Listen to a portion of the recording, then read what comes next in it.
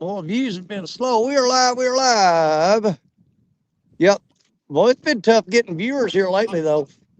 Well, it's Thanksgiving weekend. It's getting this time of year. I mean, deer season on, so I'm sure a lot of our viewers deer hunt, and there's a lot of folks, with the holidays trying to shop and whatnot. There's four people just popped in. Let me get these rods stowed out. I'll be right back.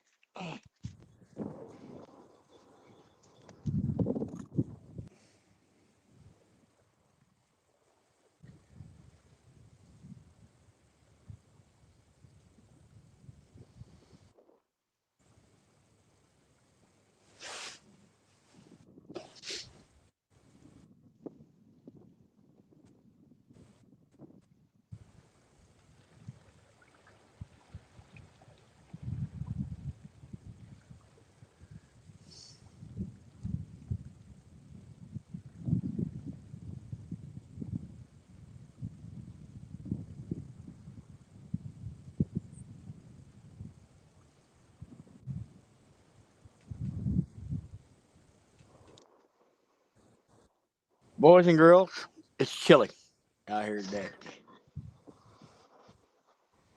I think when I left the house, we were reading 23.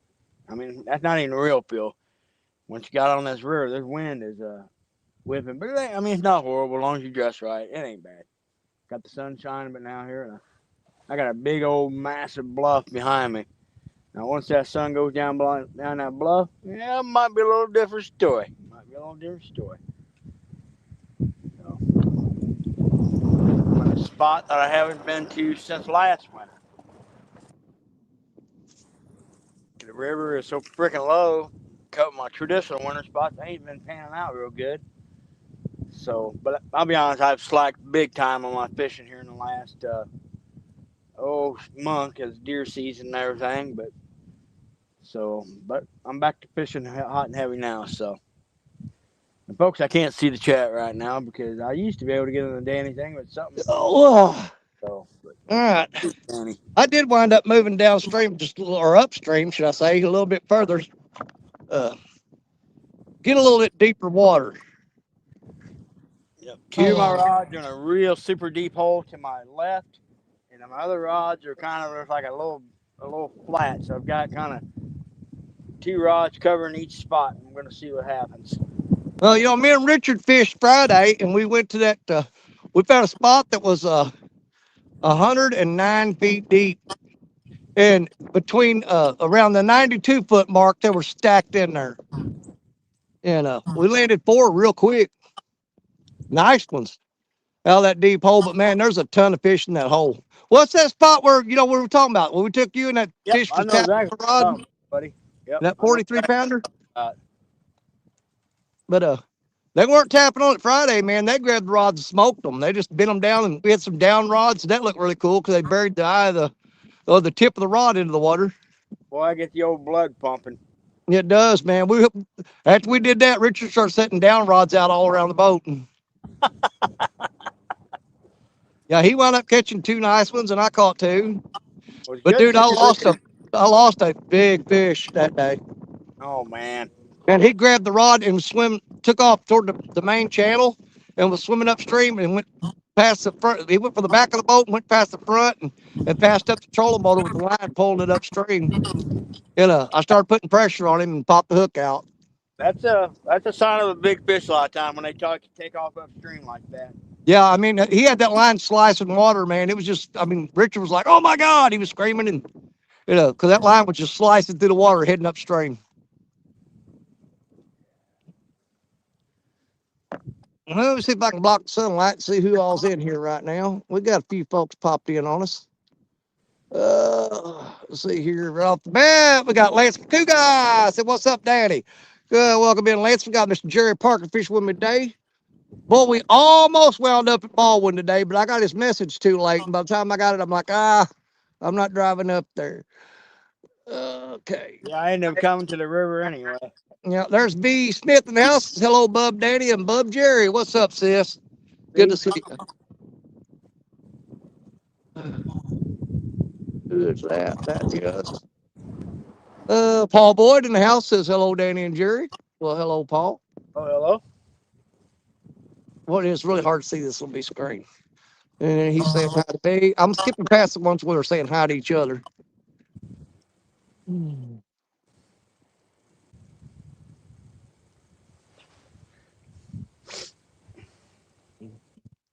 Let me scroll through gently.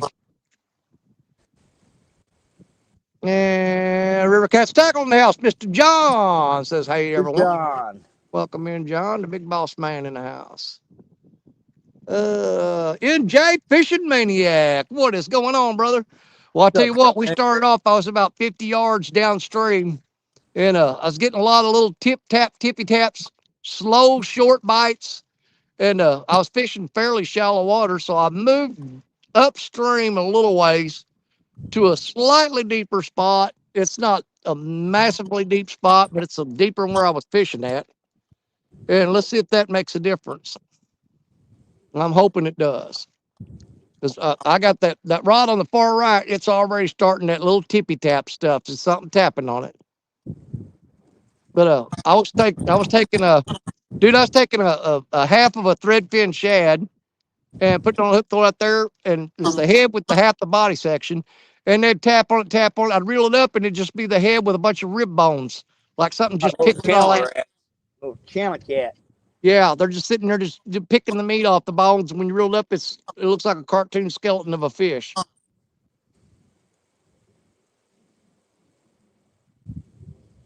I'm gonna have to move this camera over a little bit where I can try to get a better eyeball on it. There we go. And still keep an eye on them rods. Back up here.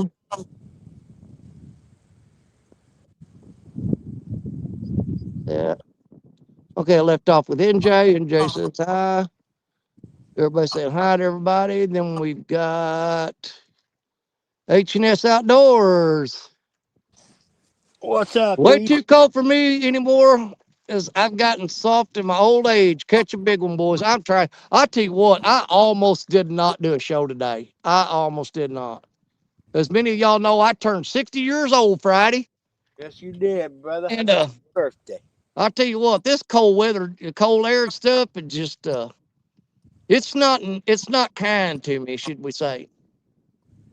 Well, I punched my final buck tag Friday, so I'm like, well, it's time to get back in the water. Well, I'm waiting on the next weekend that Richard's got off. We're gonna get the bows out and head up to my property and see if we can't get him a deer. I've got a couple more tags that I wasn't gonna fill, but I got several folks that's needing some meat, so I was gonna just shoot one and done. But the demand is out there, so I've got to try to help some people out. Yeah, it's kind of like I do have a couple doe tags left. I may, but I've got my freezer full, and I gave some meat to some folks this morning. Yeah. But I do have another family or two of mine I may end up going and whacking a doe for. So. Well, I've got a couple families that I'm taking care of that this time of year is really hard on them because, they've got a bunch of kids and trying to buy Christmas presents, trying to buy groceries and stuff. It's just bill goes puts up. me in a bit of a bind. And, you'd be surprised how much, giving them a basket full of deer meat makes a difference. It helps out a lot. Absolutely. Rob Fox in the house. What's up, Rob? Man, I hope I can catch something today. But, man, hey, the bait that I'm using right now has been in the back of my truck for 3 days. It does not look good at all. I thought it was cold enough that it wouldn't really be that bad, but it's them threadfin shad, they're junk, man. You can almost push them through a soup strainer. They're just smushy.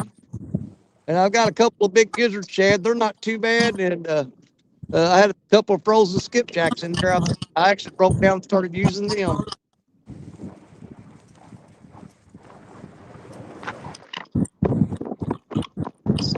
Thanks, good guy. Hold on a second. Wait a minute. Okay, I'm gonna back up. I missed the paper here. Yeah, Rob Fox and Good Day to All. Then Fishing with Steve Mosby said, I got my buck on opening day of gun and doe last night. I'm good for a while. Yes, sir. And Lance McCougar, I swear people in this town are messed up. Someone was plowing snow and their vehicle caught on fire. People just slapping Facebook posts. Yeah, people nowadays are pretty evil. I mean, I don't know what's happened to this world, but I'll tell you what, we're going to hell in a handbasket, but there's some of us out there that can do our best to make a difference. You know what I'm saying? Yep. Just don't be that person that's, well, everybody else is doing it. I'm going to do it too. You got to be the one that's left and maybe bring a couple with you and turn things around. You know what I'm saying? Absolutely. Yep. Just because everybody else being ass bags, you don't mean you got to be, you know? That's it. Boy, I tell you what, though, there have been times that the temptation's so great. Yep. People will push you into being just like them. They will. But you got to fight that. You got to fight the urge and try to do what's right. You know what I mean? Well, that's a bad thing, you know, like the fishing industry, you know, a lot lately. Everybody's trying to push each other's buttons and stuff, and it just, Yeah. I don't understand it. I really don't. Well, it's a lot easier to push somebody into doing something stupid or bad than just to keep them on the straight and narrow. I know that. Yep. Yep.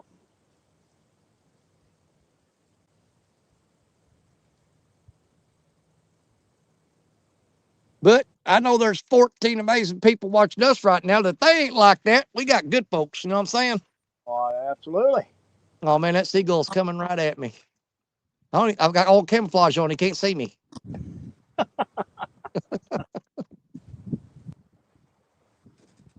Yeah, I probably should have wore my orange hat. I'm sitting with my back behind me is a big old chunk of conservation ground, and this is the last day of the CWD season, so I imagine there'll be a few folks out.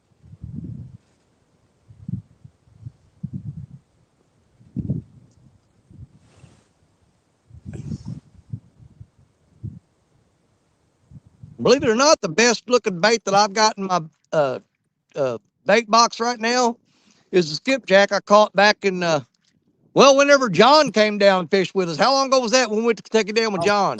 That was like back in April or May. Well, that's the best looking bait I got is a skipjack from there. And as you know, we ain't been doing that good on skipjack. But when your shad looks so bad that you will say, you know what, I'm gonna try it anyway. Yep. When the skipjack you got is better looking than the shad. Yeah, I got some. I didn't go catch. I pulled out of the bag of my frozen shad this morning because I wasn't sure I was gonna even fish today until I last night late, and that's when I messaged you. But I was like, you know what, Dan ain't gonna go to the ball. I'm just gonna go to the river and maybe get lucky and get on a begging. Yeah, if I'd have seen that message last night, I'd have got up super early and come up there and met you at Baldwin. But yeah, I didn't sit till this morning. I was drinking coffee and I turned my computer on or I turned my phone on and I saw the messages. I'm like, well, crap. I wish I'd have seen that last night. Well, the wind ain't blowing. I don't know how good we'd have done because the wind ain't blowing hard enough, and we got one of these bluebird days, you know. Yeah. Cause you know how Baldwin is. You need good wind. You need a overcast, crappy day.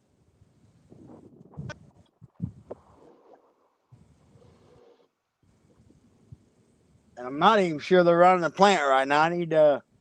I got one of my buddies that lives real close there, and I'm gonna when the time starts getting close for the get our deal, I'll kind of have him keep an eye on it for me.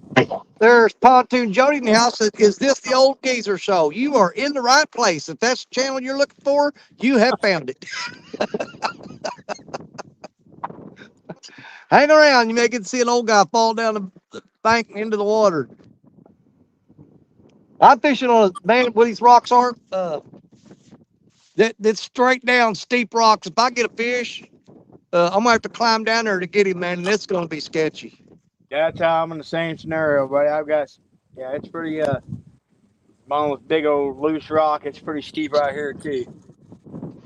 I am here in a pit though. I am gonna take a long walk about 80, 90 yards to the left and take a look down. There's a creek that flows out. I know there's a big hole in there, but I don't know if I can get to it or not. And I'm going to see if I can get to it. And I may end up going up there a little if Yeah. we don't come up here. Well, I'm about 30 yards downstream from the conservation sign at Dawson Point. You know where I'm at. I know you're at, buddy. Yeah, right below that wing dam. Yeah, I haven't been. Spot I'm in. I haven't been here Conservation since Society. It's, last winter around. It was like probably around December or so. Last time I've been in here. yeah. This is the last day of November, ain't it? I believe so. Okay. So I think next weekend is the 5th and the 6th of December, I believe. That's going to be Friday and Saturday. Well, guess what? I don't know if you know or not, but guess who's coming up here fishing with me and Richard? Who's that? John Stephanie. Well, shit. I wish I would know. We're going to take them over on Richard's boat to that deep hole where we've been catching those catfish, and I'm going to hop out on the wing dam and put John and Stephanie and Richard, let them be in the boat, and they're going to go out there Tell and you what, Danny, hole. if you want, if I'm not intruding, let me know and I'll haul my boat up there and you can Absolutely. Hey, come down there. You know what? We can cover more area.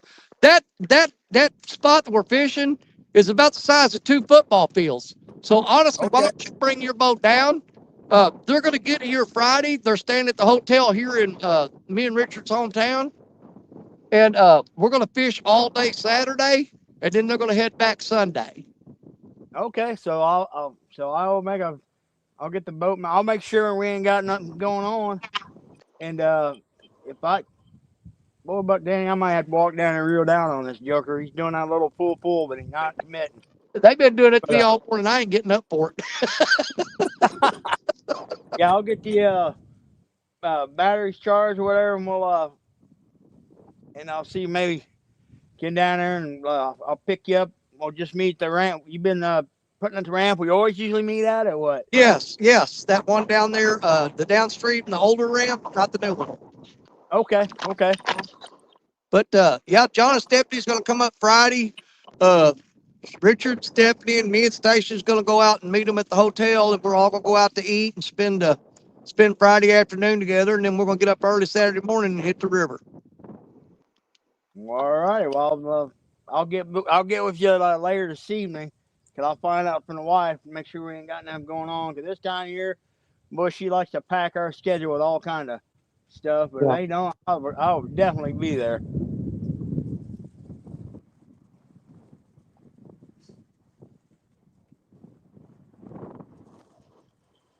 Yeah, we could use another boat because Richard's boat, there's no way all 4 of us could be on it. But that big spot there with that deep hole, man, it'd take 2 or 3 boats to cover that whole area. Yeah, I'll like I said, I'll check with Mama, make sure we ain't got nothing going on. We don't. Well, sure as hell, we'll come up. I still don't got the reverse situation figured on my boat, but I can still go forward. So yep. That's the whole direction you need to go. Yep. So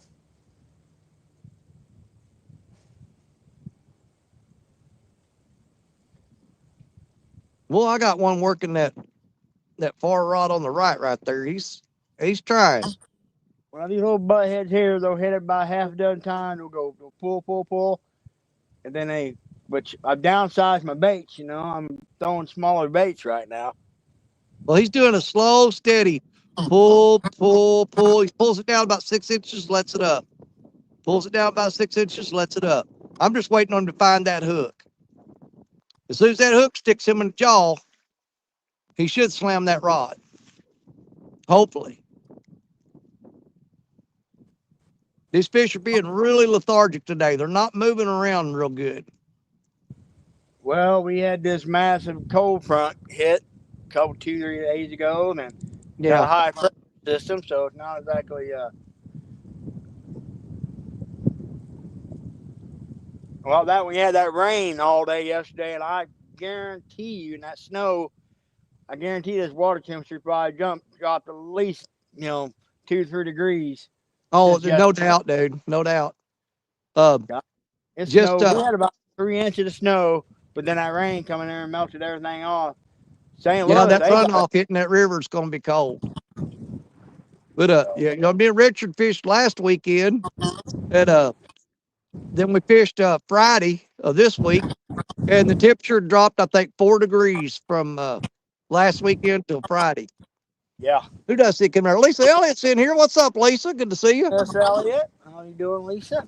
Man, I may have to try to pop this phone out of this phone case because it causes a glare where I really, really can't see it all. I gotta get a new screen, one of those screen protector of mine too, because I can't see. I couldn't go live if I wanted to, because I couldn't see nothing. And Lisa Swain's in here. What's up, Lisa? That's Lisa Swain, my favorite turd. We have doubled up on the Lisas.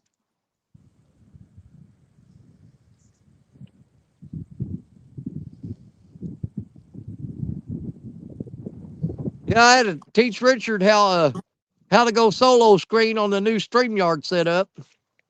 Well, you got to find that arrows in the corner and tap on them and all that good stuff. Yep.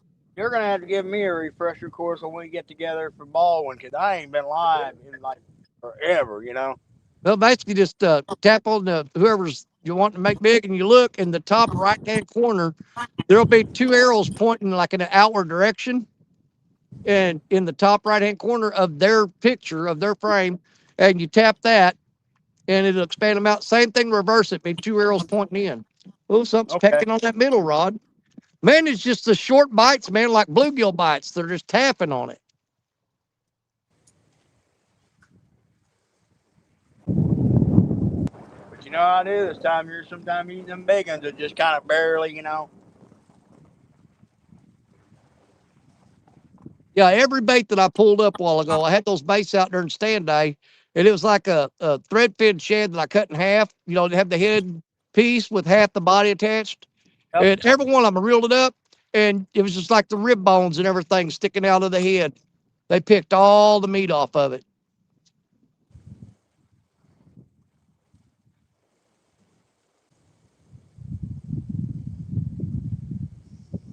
And I was hoping this move down or upstream to this deeper hole would make a difference. Just don't know. I know me and Richard have been getting them all out of deep water. They've been coming all out of deep water.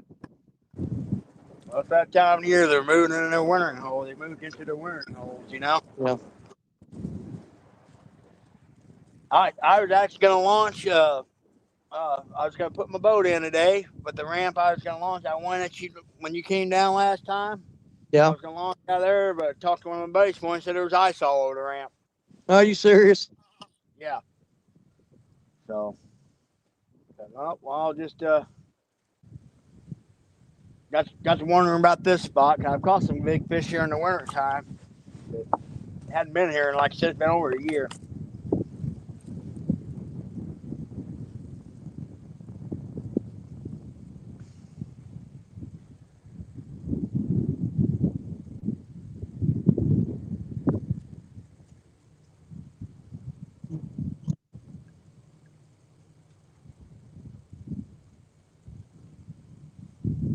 Oh Lord, I can't see this screen at all because I got those transition lenses on my glasses. I've got a screensaver on my phone that's real thick, and it gets dark. And I may be able to take that phone out of that We'll go ahead and do that, buddy. case, and because yeah, there's Catchfish with us in here. Howdy, Chris. Catfish Weekly in the house, Mr. Lyle Stokes. What's going on?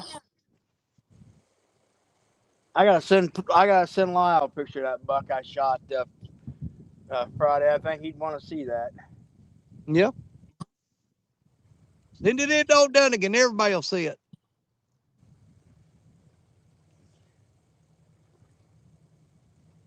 Well, I wish they were biting like they was biting Friday. Me and Richard had an absolutely spectacular day Friday. Dude, I think the fishing and hunting. Dude, I was covered up in deer Friday. I was gonna fish, but that weather. I knew that weather was coming in Saturday, and I was like, you know what? I need to get in the woods because maybe one of these bucks I've been after is daylight, and it paid off.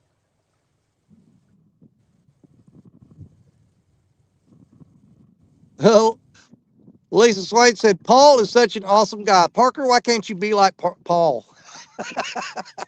Well, it's like this, Miss Lisa. I'm gonna be me, and if everybody folks don't like it, Yeah. cookie.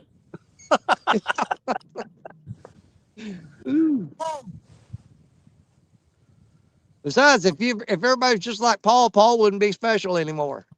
That's right. He'd just be like everybody else. Ain't nothing wrong with being different. That's right.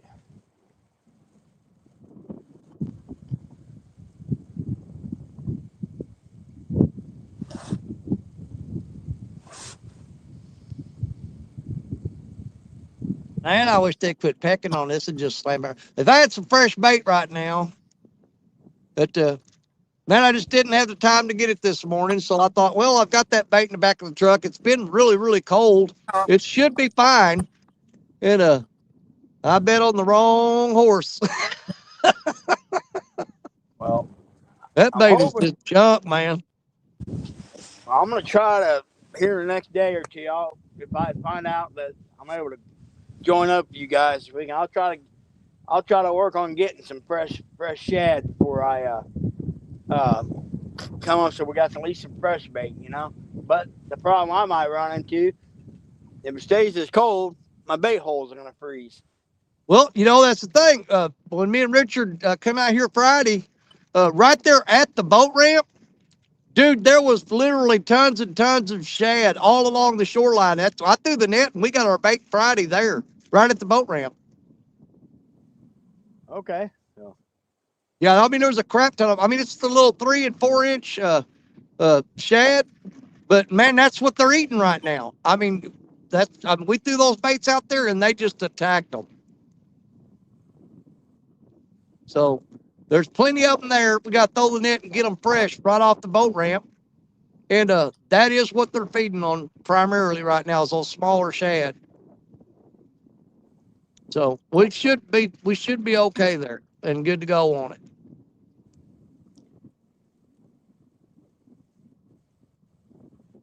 Man, old freaking Mikey Greenwell, he was throwing his throw net. I think it was Friday, and he had his spot lock remote laying there. When he went to throw that remote, the cast net snagged it. Woo! And off in the water she went. And he said, people say spot lock control more remote flows are liars. Oh man, that sucks.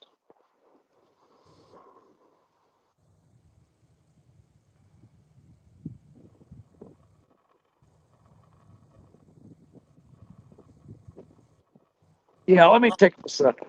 I'm gonna be moving around here a little bit. I'm gonna take this phone out of this case.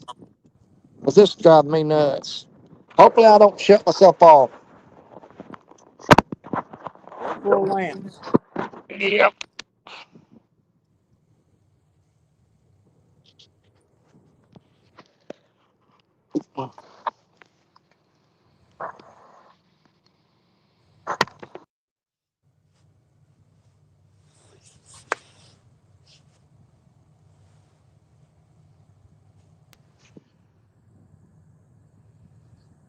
There we go.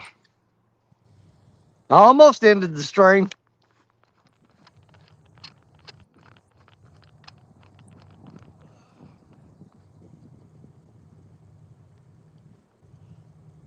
You still there or did I kill us? Nope, you're still there, buddy. Okay. Still there. Yeah, because I hit a button and it turned it off, but it just put it in the background. I had to bring it back up. There, I can see the screen a little bit better now.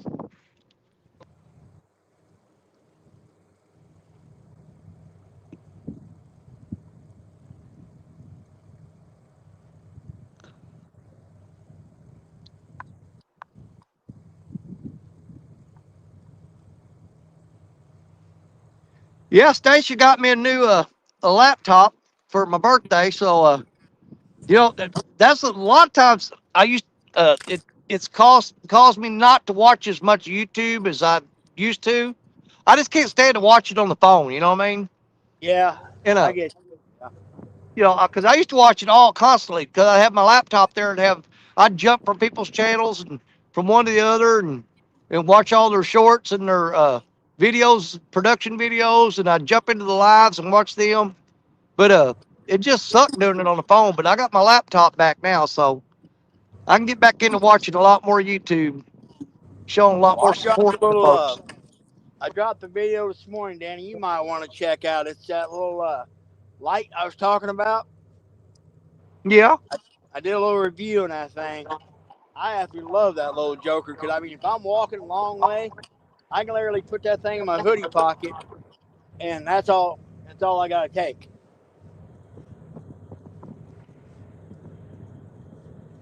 That's not Bougie RV camping lights and Oh, okay. review on that thing. Like I said, that thing's pretty slick.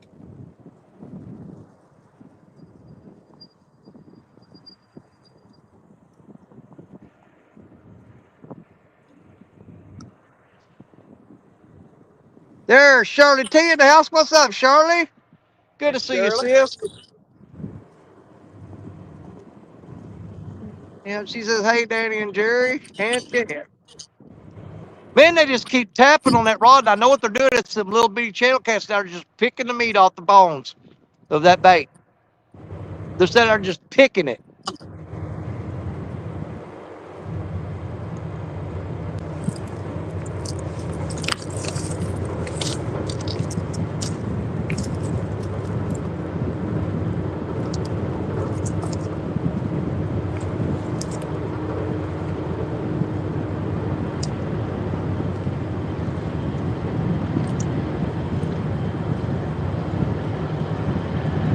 I'm trying to remember which one of them rods I put that skipjack on. I can't remember.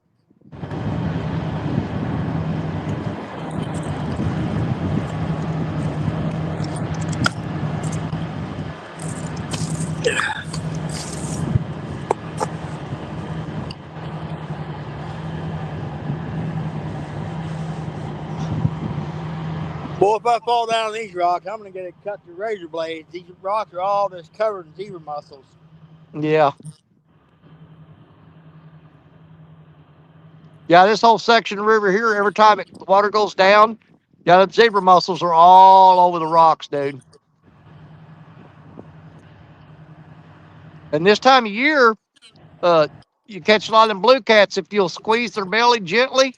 Yeah, they're full of those zebra mussels. Their lips will be all tore up from chewing those things off the rocks.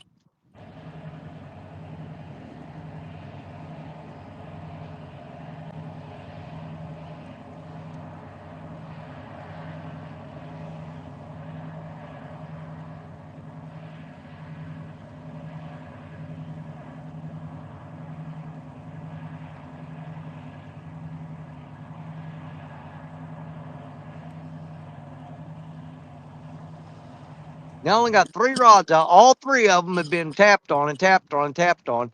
And I can almost bet you I can reel them up and there'll just be bones on the hook. I hate it when they do that. It's so irritating.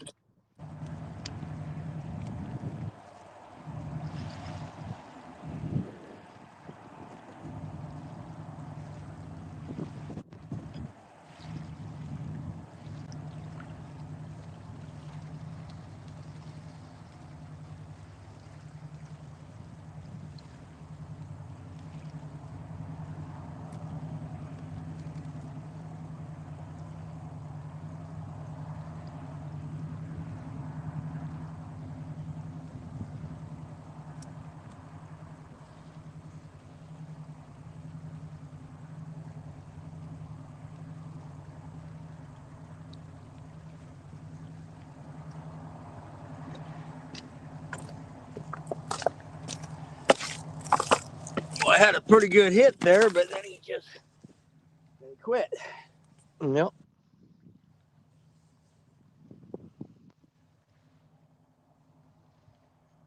Oh, I forgot to plug my phone charger back in. Now, hopefully it warmed up at least, There we and go. then maybe the high 30s to 40 for next Saturday. So John and Stephanie don't freeze. Yeah, good. Here's the thing, man. The most agonizing, worst part of going fishing this time of year is when you put that boat in the water and you got to make that run to your fishing spot. Yep. I just almost tell them bring a blanket and get underneath it until we get to where we're going. I know Miss Stephanie's tough, but John, he's a bit on the old and frail side, so. Well, I'm right there with him, man. Richard ran up that river in that boat. I thought, man, this is about the most worst torture I've ever put my body through in my life. It's just, man, that freezing cold wind hitting you in the face, the tears rolling out of your eyes and Oh, freezing yeah. on your cheek. Yep. Yeah. It's, whew.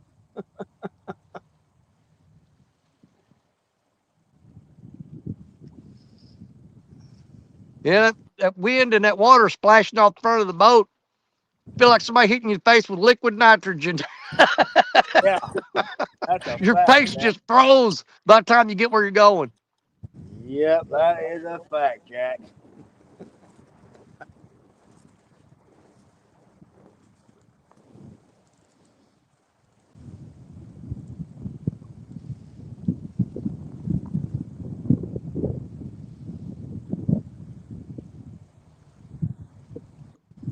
Trying to see how far I am from.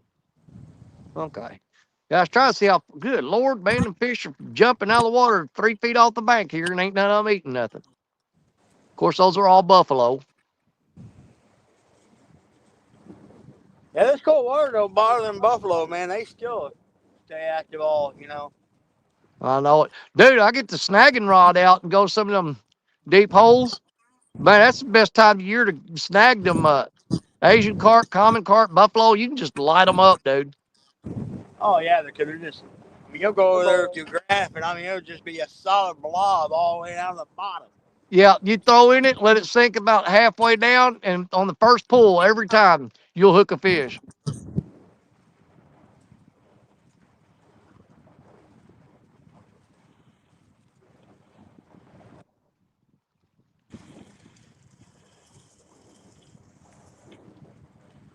Well, me and Will went to Kentucky Dam last year in March uh, to snag some spoonbill, and we seen a big old blob. Thought, okay, there's some spoonbill.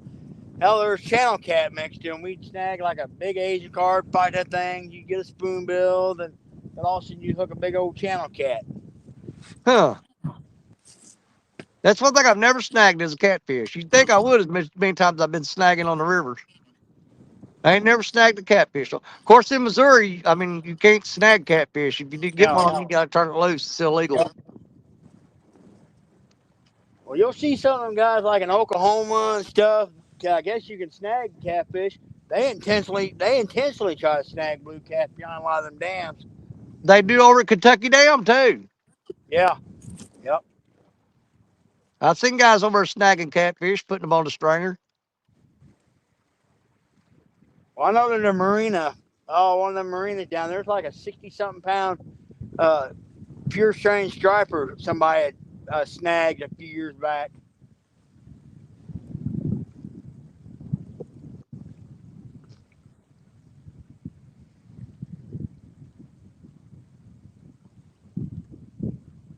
And there's one eating on that chunk of skipjack.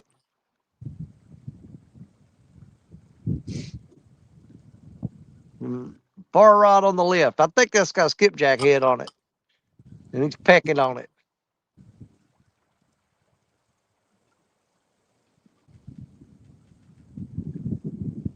Yeah, just that tappity tap tap crap. Man, I hate that when they do that. Short biting wintertime. In this particular spot right here, he does it every year. But Richard Cluck can come here and when the weather's like this and throw chicken out there and just land 30-pounders as fast as you want to throw out the rod, man. I mean, he sit there one day, just caught them back to back, doubled up on 30-pounders using chicken. That's the only time I use chicken. A lot of time I do use is in the winter. Yeah. Well, like I say, it's summertime, babe. Hell, I catch more fish in the damn winter on chicken than I do any other time. Richard does really good in this spot right here in the wintertime. Like I said, but he throws chicken, and he's talking about that last Friday when we was out fishing. He said it's almost time to hit the bank over there at the point with some chicken. Yeah, I've caught some big fish in the winter in chicken. Heck, it was one of our live streams. I caught a 70 Yeah. chunk of chicken.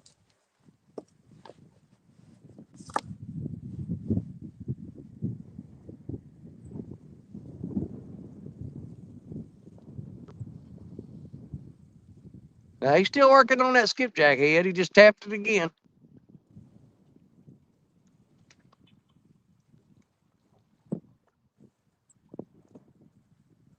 I guarantee that's a school of little blue cats or little channel cats in there.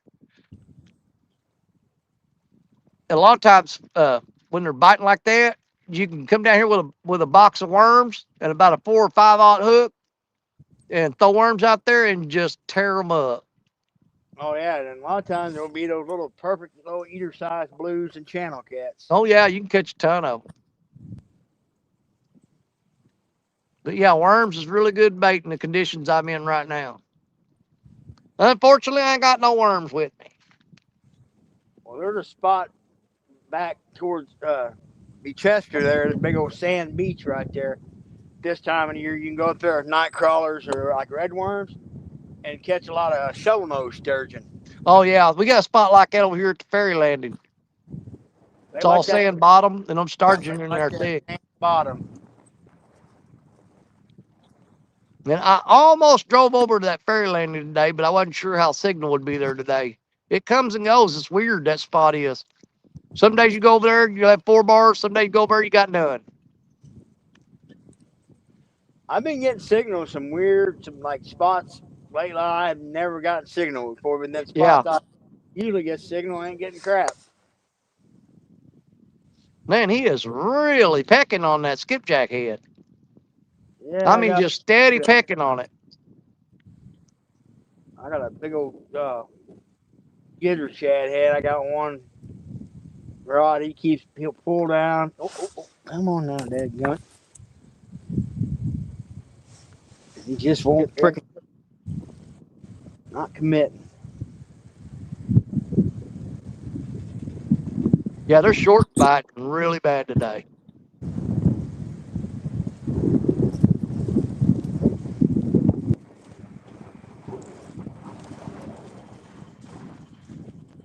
I thought Levi was going to come out. He messaged me and said, well, what are you doing? I said, well, I'm getting ready to head to river. And he never gave me a response. Yeah, he messaged me this morning too. I usually send him a link, but I kind of threw it together real fast today, and I just pinned it to the top of chat. Of course, I sent the link to you and the RCT crew. But as far as going through and picking a whole bunch of people, sending the link to, I was kind of rushed this morning and didn't have time to do it. Dunnigan kind of act like he wanted to go to the river. If I would have had to launch my boat, I was going to pick him up over on the Grand Tire side, and he was going to go with me. But shit, like I said, I called my buddy. He said, yeah, there's freaking ice all down the ramp. Yeah. Deer down that way. And he knew I was heading. I talked to him a couple days ago, and he said, hey, you might want to rethink that because there's freaking ice all down this ramp. And you know how steep that joker is. You go start sliding, you ain't going to stop. Oh, yeah, you ain't getting out of there. I mean, I carry, usually wintertime, I carry about 3 gallon jugs of salt, rock salt with me, just in case I get to a spot where I have to rock salt it. Yeah.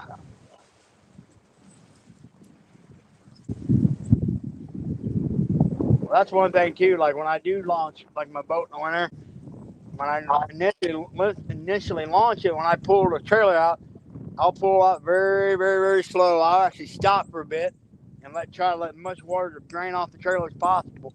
Yeah, because it'll freeze on there. So.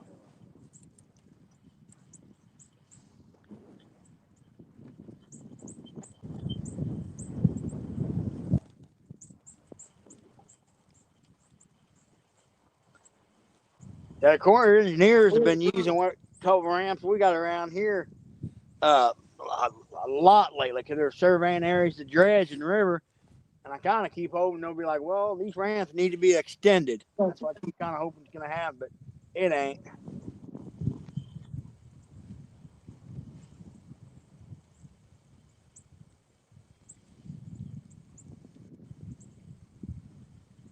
Let's see here. I need to go tighten that line up on that skipjack head. He's thumping on it and he dropped the line almost to the bank. I'm going to tighten that up a little bit.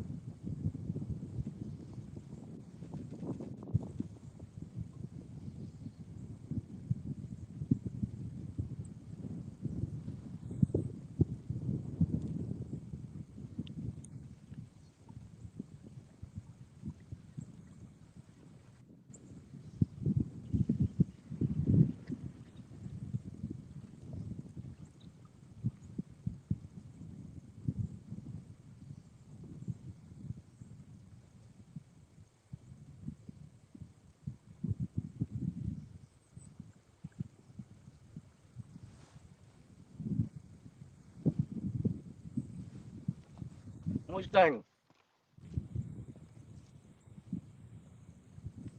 Well, this spot I'm in right now, it's not a spot I like to be at because the rocks are just like straight up and down. They're really loose here. Like they're real shifty. You step on the wrong rock, it rolls out from under you and it's straight down to the river. I mean, if you fall, you're going in the water. It's too steep for you to stop yourself. Not without breaking a fingernail or a finger or something. But you're just going to have to grab whatever you can grab to keep them going in the water. When you do, it's going to tear your hand up. Yeah, I got a couple wing dikes I fish like that are straight up and down. Like literally, like when I'm sitting there, I mean, it's literally like I can just sit on a rock, put my back straight to it, you know? Yep.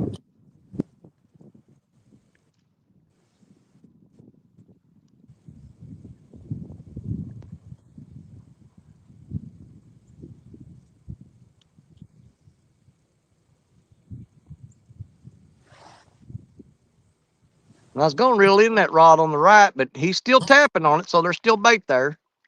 He's tapping on it now. Man, they're just pecking these baits to pieces, man. This is gonna drive me crazy today. Got a swarm of them little fellers. I've had a few little, you know, like kind of slow pull, like no pull, then they stop, and that's Yeah. it. I've had one do that today where he pulled it down. It's almost like a flathead bite. It just a slow pull down and then the rod would pop up and then nothing.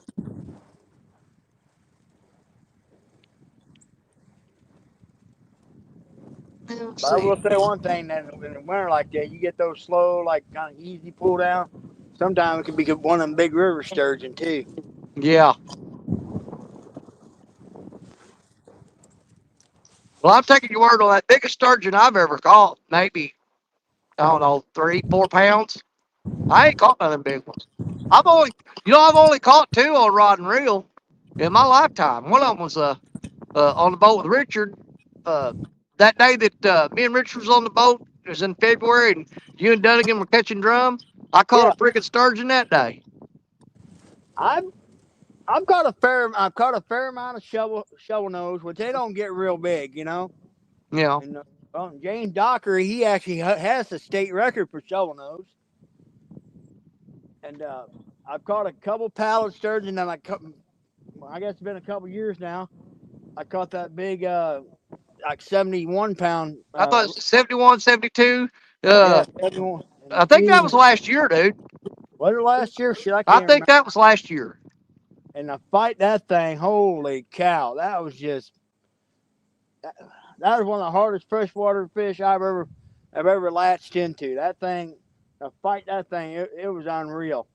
And then that same day I caught my hundo.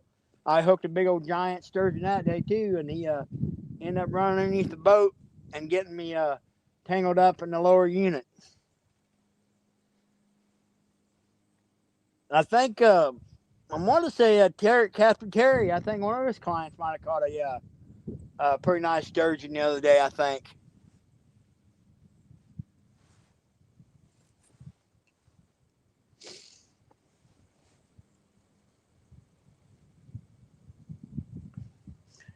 Yeah, they freaking I talked to you. You there, Danny? I lost you. You gone? I'm talking to myself. I got a black screen. Well, folks, there you are. I'm sitting there talking to myself, Danny.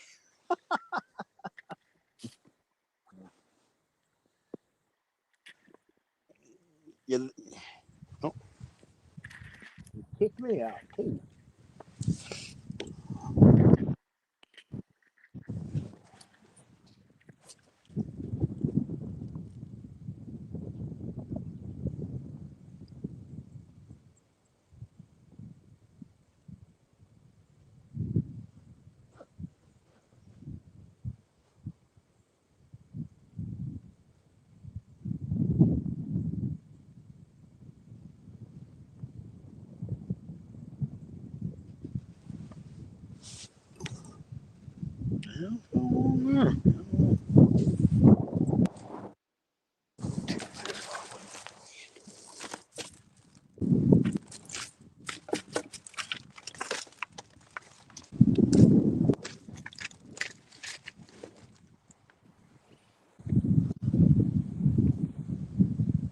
Yeah.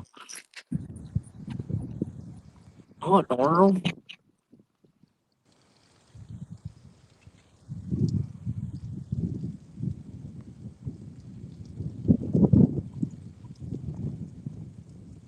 Parker.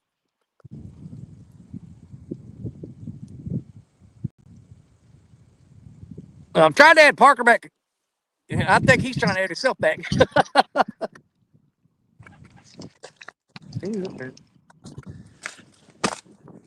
Are you there? Oh, I see what I did. I think I'm on. Oh, yeah. I had myself on solo. That daggum spam call messed my phone up. I had to turn it off and turn it back or go out of the live stream and come back. Well, yeah, I sitting there talking to myself. Yeah, phone started ringing. It said possible spam. And I clicked deny on it. When I did, my screen went black and I had to leave and come back. Oh, well, I was saying, I think Captain Terry, I think one of his clients caught a nice sturgeon the other day. Yep. Yeah, Rebel River Cat's in here. I didn't see him coming.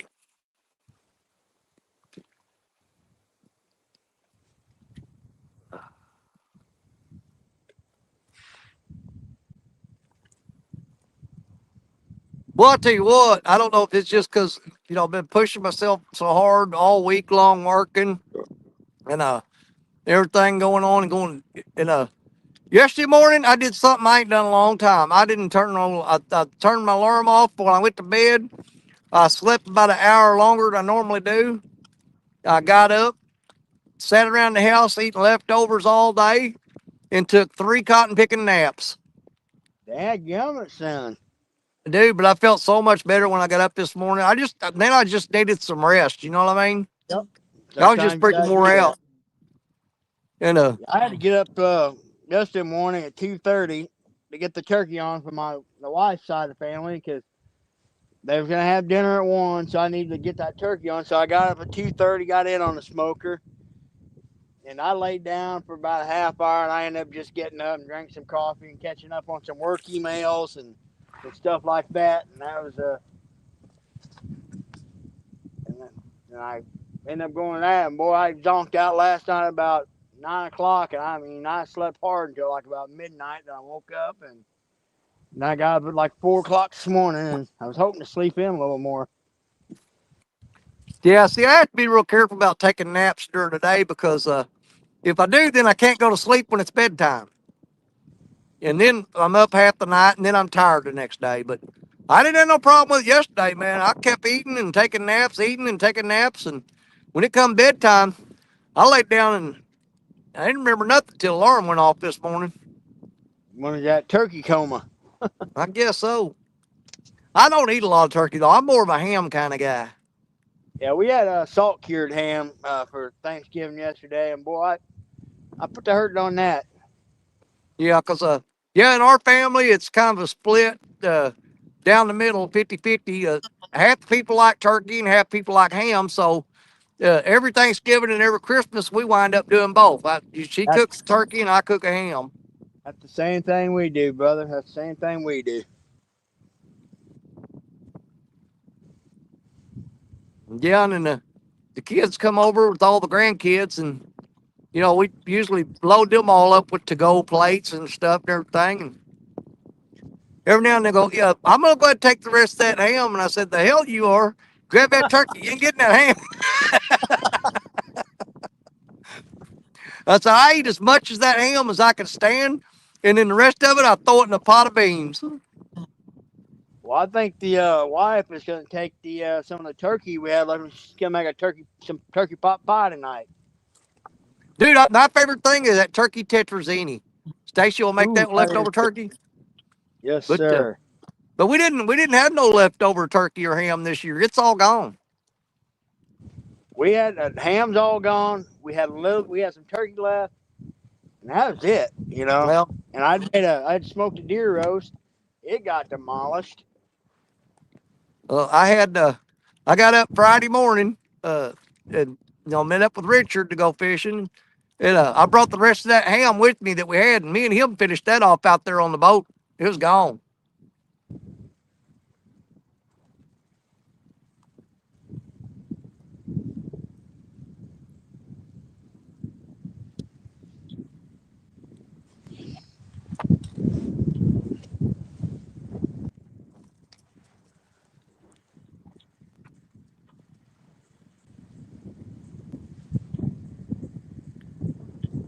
Well, I can tell you right now, I'm not moving again. I'm just gonna fish till I give up. But I kind of feel like right now, with all these little bitty bites I'm getting, that that's all that's out there right now. Some little bitty, because there's a big fish out there. Them little ones wouldn't be piled in there like that. Oh, you are right about that. Yeah, so I think I'm gonna be stuck with these little bitty ones just pecking on the rod till I get enough of it and finally quit and go home.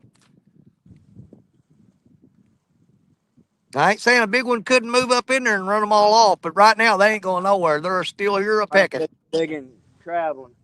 Yeah, here in just a bit, I'm gonna walk over down the bank here, and I'm gonna take a peek down that bank and see if I can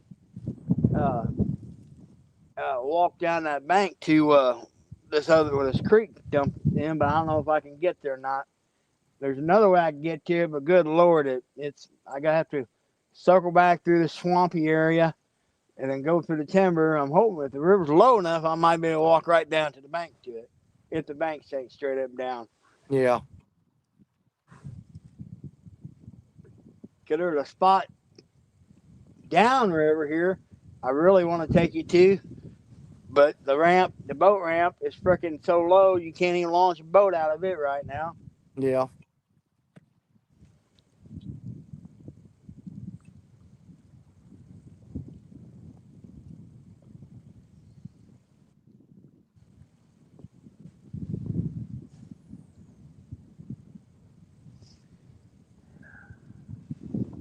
Well, every time I think about reeling the rod up to check the bait, because like I said, they're just pecking on, pecking on, pecking on.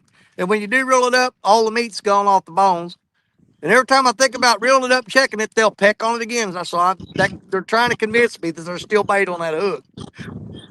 Yeah, these two left rods, they were getting tapped on pretty regular earlier, and I ain't had them hitting just a bit, so I may have to pull them and make sure that bait didn't get pulled off. Well, I've got 2 rods out with float rigs on and 1 right on the bottom, just in case. Everything I got is on the bottom. But all the fish that we scanned Friday, everything was up and moving. I mean, that was kind of the pattern we were working Friday. We're fishing that big giant eddy. Like I said, it's about the size of 2 football fields. But we finally figured out those fish are swimming around doing laps. And they'll come by, man, all the rods will start going off and you'll catch fish, and then you'll go for a long time. It's because they swim past you and they go up around the other end of the levee and they come around the other side. They're swimming in a counterclockwise pattern, Well, that hole and goes a long they'll come way. back by and your rods will get hit again.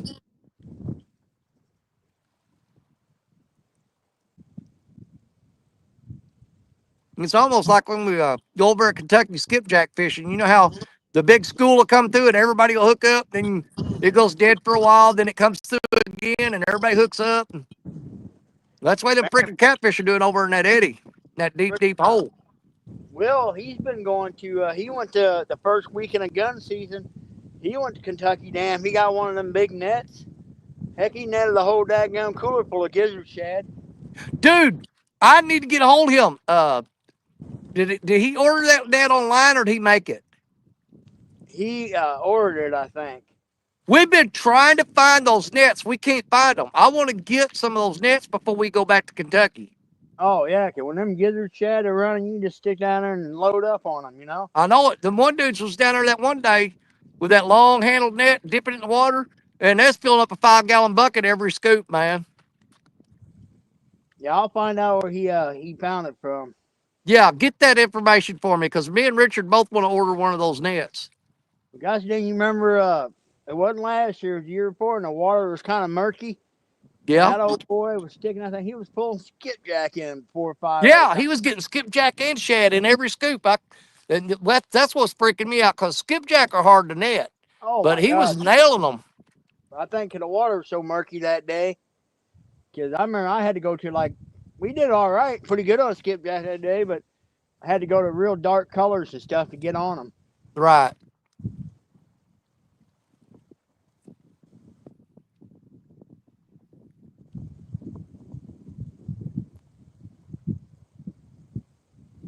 Oh, let's see here.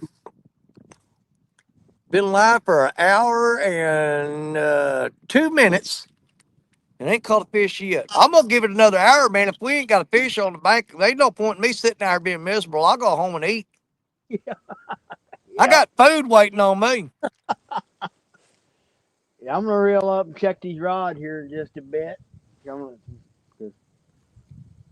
Yeah, I'm gonna check the one that's on the bottom. It got hit pretty hard a while ago. He might have pulled that little bitty rotten shad off there. Reposition them a bit.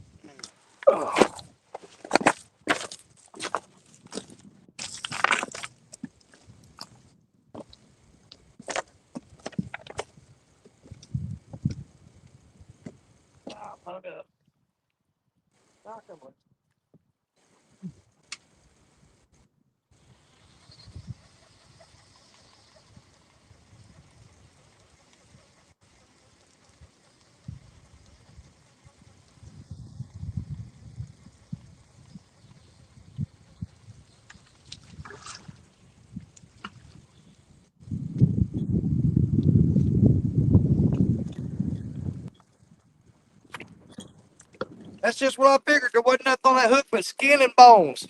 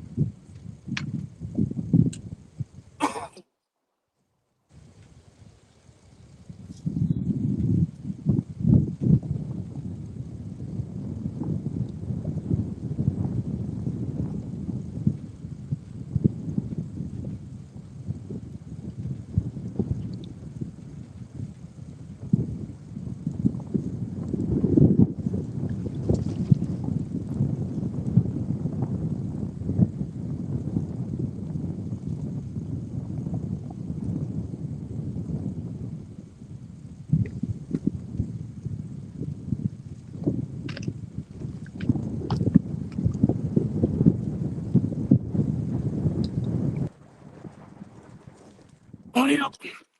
Yeah, there wasn't nothing left but the skin and the bones off of that bait. They picked all the meat off of it.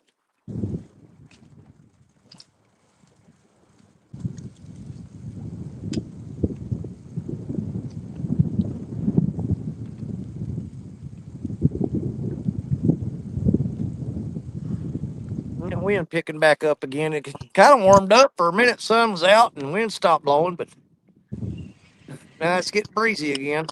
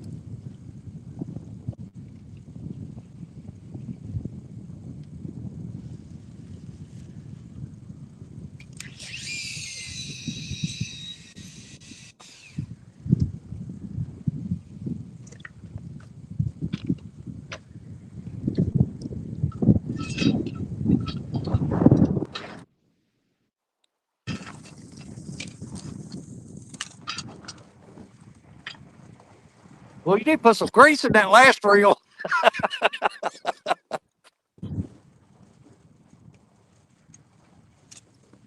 I had several of mine that sounded like that, and I took the side plate off of them and greased all the gears in there. And man, that thing's smooth as butter now.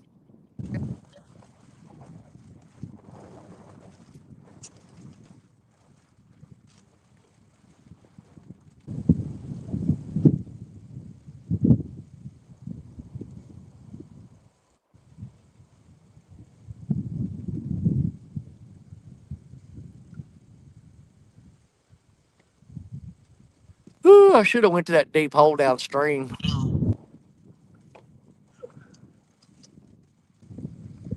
I didn't even drive down there though. It's a campsite. A lot of times the deer hunters are got several campers there. I don't like pulling up in a spot where people's got campgrounds set up because for me it seems kind of rude when somebody set up a campsite and you just pull up in there and walk past them and go fishing.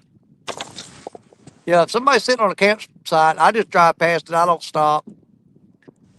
I figure they got that spot. That's their spot. Let them have it, even if it is a good fishing spot. I I just never been comfortable doing that. had ice built up my rod eyes. I heard something sounded kind of weird.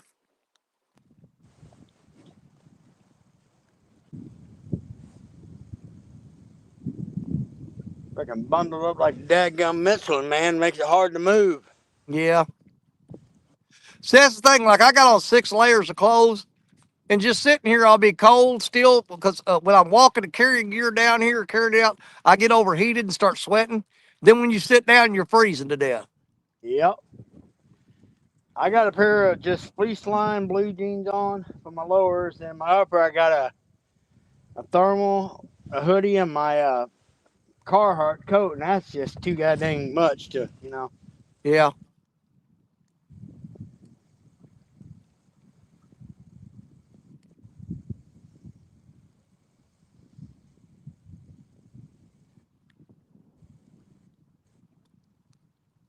Well, it's been quiet. I haven't heard but one shot since I've been here. I've been here a few across the river over in Kentucky. They don't tell them what they're doing now. Them boys crazy. Yeah.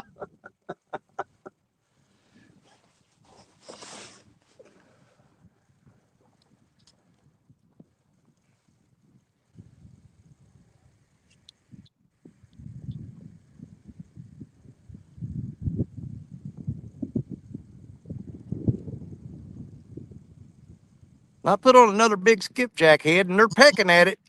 That's that last rod I just threw out.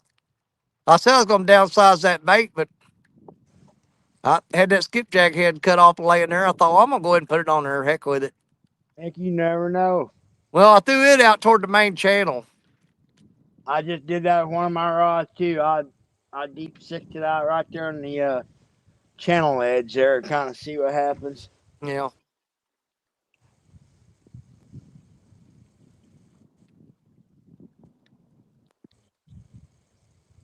I just need the river to come up about 20 feet. Well, it's still slowly rising here. I mean, because right down there, it's where that wing dam normally is, and it's still underwater. There's just a little piece of it sticking up out of the water down there. I'd like to see this come up and the Kaskaskia come up. That's what I need. I get those two conditions going on, and it'll be on like Donkey Kong. Yeah.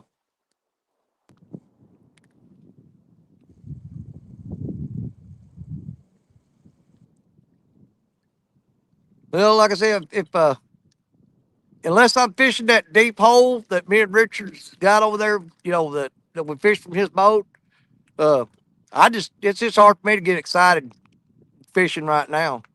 Uh, the thing I'm most looking forward to right now, like I said, is Baldwin. I'm looking forward to go to Baldwin. I think I've got 1 or 2 gallon freezer bags of catfish fillets left in the freezer, and I'm planning on stocking that back up a little bit. Yep. Yeah, I want to go get some. Try to get some before then. Try to get some fresh shad for everybody. But then I'm also just gonna go get a bunch of chicken thighs and cut them up in chunks. And Yeah. for that, folks need bait. But I may. I don't know. I may get a couple. Especially if the plants run, I may try to cast net a couple carp. And I may just take one rod and just throw a stupidly huge bait on there, just to see what happens. Now, here's the thing. One of the things we was wanting to do at Baldwin too. We had Bugman there last year. Bugman has never went out and drug baits, and so Okay. right now, if everything goes as planned, we'll have your boat there, Richard's boat there, Dunnigan's boat there. As long as the wind's not bad. I'm kind of wanting for one of you guys, if you will, to take Bugman out and let him catch some fish dragging baits, because I want him to have fun doing that. As long as it ain't freaking rougher than a cob, yeah, we can probably Exactly. do that. That's what I'm saying. If the wind's blowing, that's out of the question. Yeah. But I don't want y'all keep him all day now. You drop him back off the bank with me so I can spend some time with him too. Get him out there and he starts dragging baits and catching fish, and he's like, I don't want to go to the bank. You tell him, too bad, you got to go. He's gonna be like, nope, I'll stay right out here. Yeah.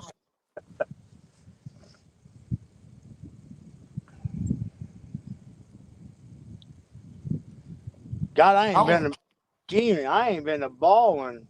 Good Lord, I think since late last winter, early this spring. Me and Ronnie Moore's been up there a couple times, and I went up there with my grandson Oliver. Did pretty good both times or every time that I went. Well, I need to find out because I'd seen because on Facebook there's that Baldwin group, whatever.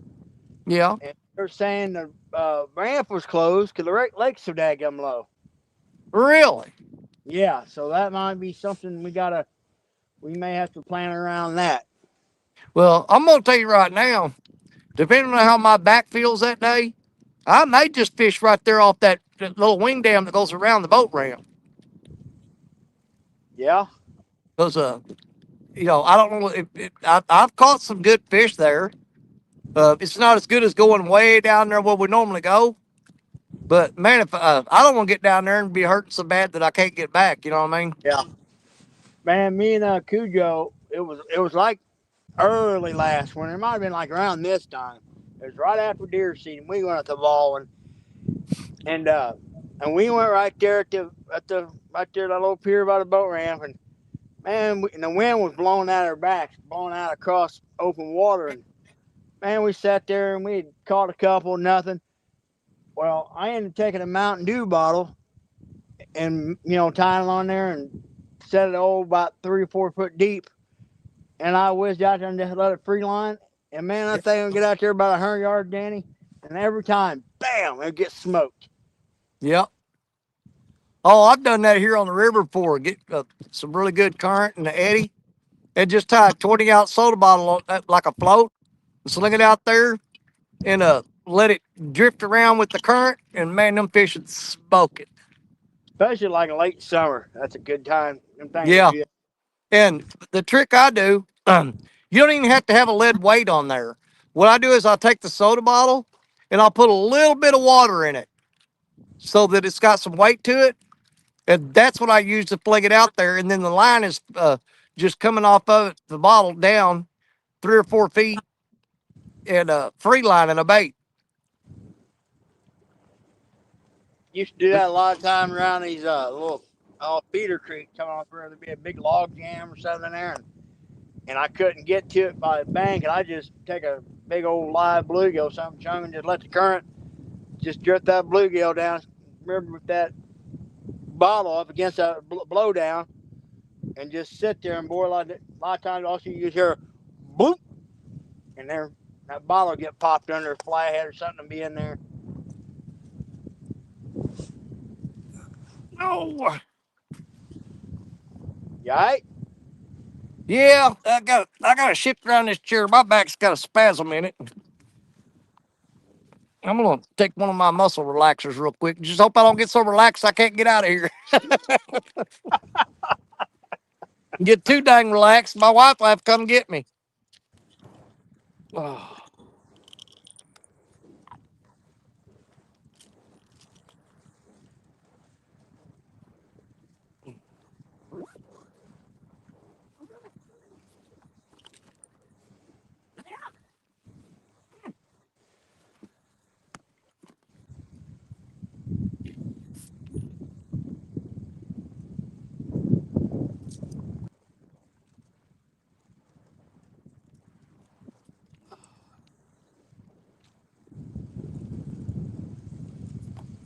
That pill kick in about time that I'm ready to go.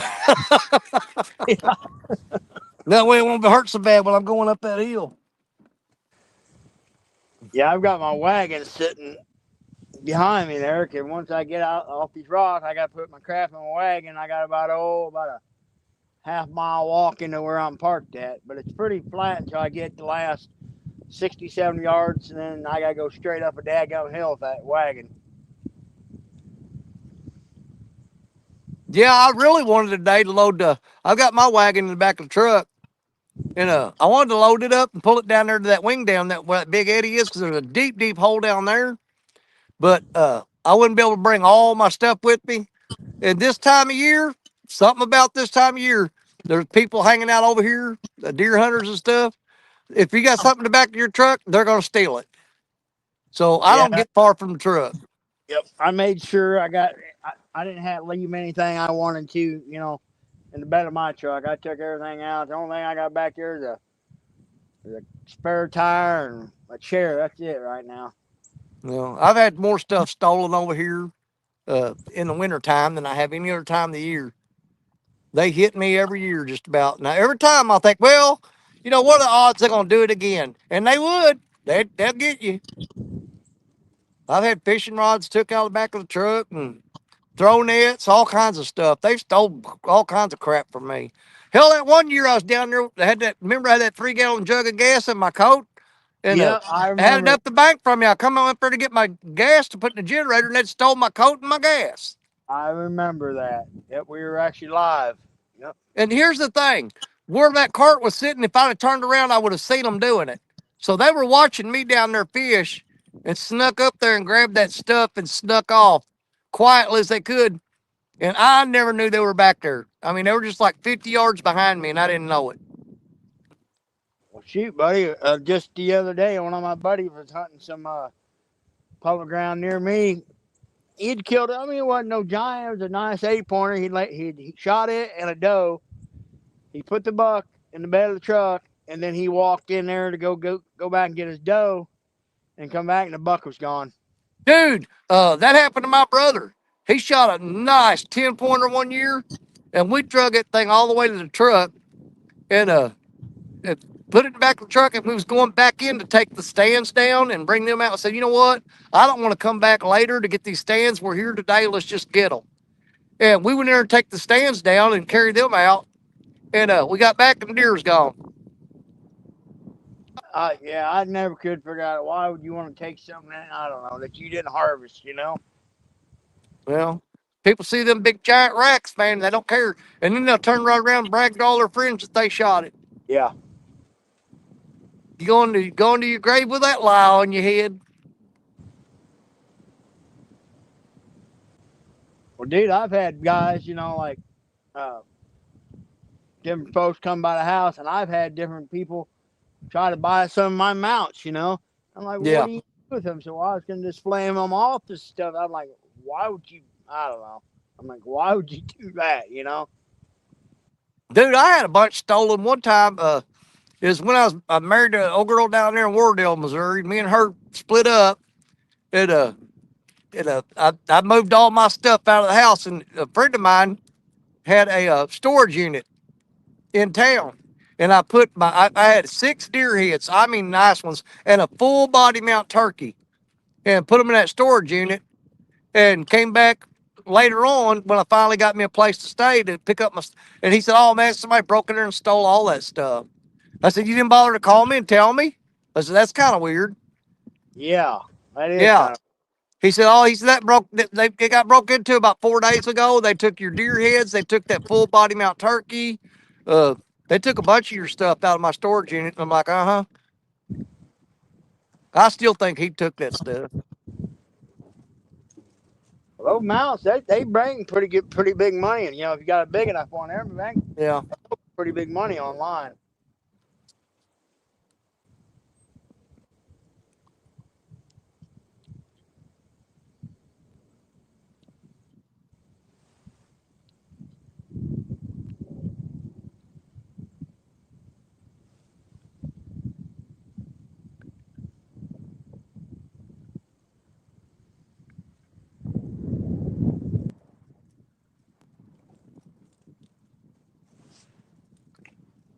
Well, got a hell of a wind coming down the river.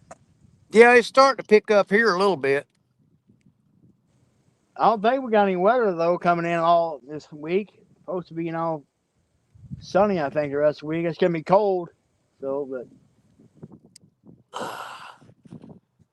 Let's see if I can see. Creole Catfishing's in here. Man, I ain't looked at the chat in a while, man. Creole's in here. Mike Lockhart's in here.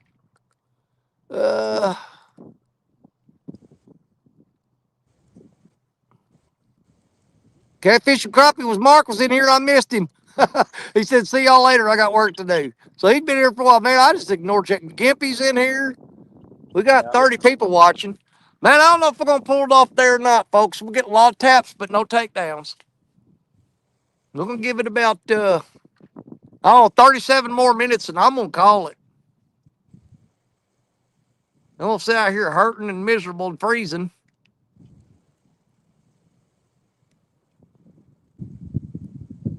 If we ain't catching nothing. I may go like after, we don't do no good. I may, once we in here, I may go down there. I was telling you about where that creek empties in and see if something. Yeah. Well, I'm gonna drive through the woods on the way out here and see if there's any campers at that one deep hole. If they're not, I'll throw out a couple rods and try to shoot some video or something. Cause I got a feeling them fish are stacked up in that deep hole downstream. But then again, like I said, I ain't got no good bait today. I'm using junk. That ain't helping none. I think if I had some of them little shad like me and Richard caught Friday, it'd probably be a different scenario going on right now.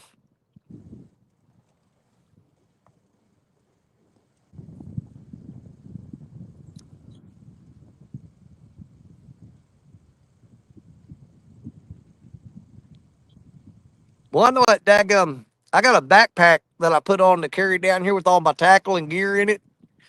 And I poured a bunch of sinkers the other night because I was running low, and I dumped them all in that backpack. And I tell you what, this is all I can do to get down here without stopping 2 or 3 times. That backpack's so heavy. Oh, I know. Yeah, I'm the same I'd have way. to, yeah, I'd stop, sit down, and lean back, and just lay on top of that thing and rest for a minute because it's getting me out of breath carrying that backpack.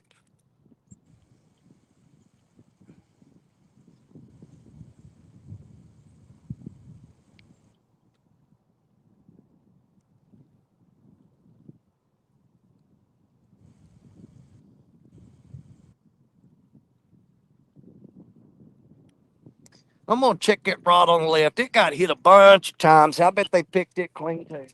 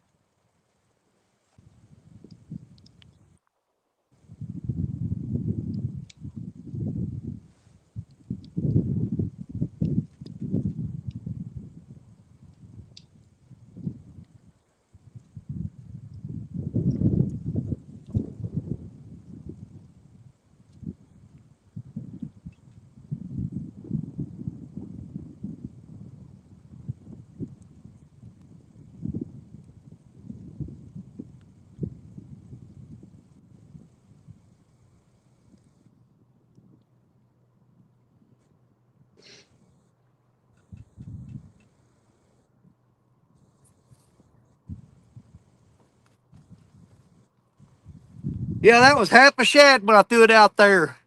It's just a little bit of his head left now. Freaking piranha. They picked it off clean, man.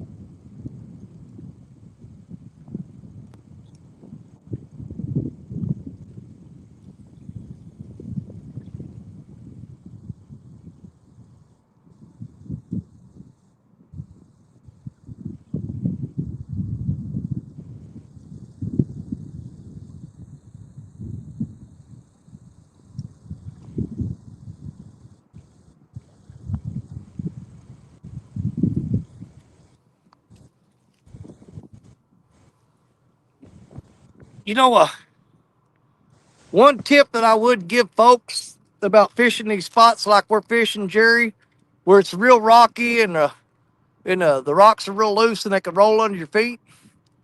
I've seen people try to walk along these rocks with their hands in their pockets. Oh, no. No, do not. When you're walking on these rocks, keep your hands out of your pockets. You dead Because right. if you fall, you can't get your hands out of your pockets to catch you. You're gonna smash your face in these rocks. Man, if you're not exactly the most sure-footed person in the world, I definitely recommend some type of boot with an ankle support. Yeah. Mike Lockhart, Danny, if I come down for my birthday, would you put skipjack on my yellow caster for me? Yeah, sure, man.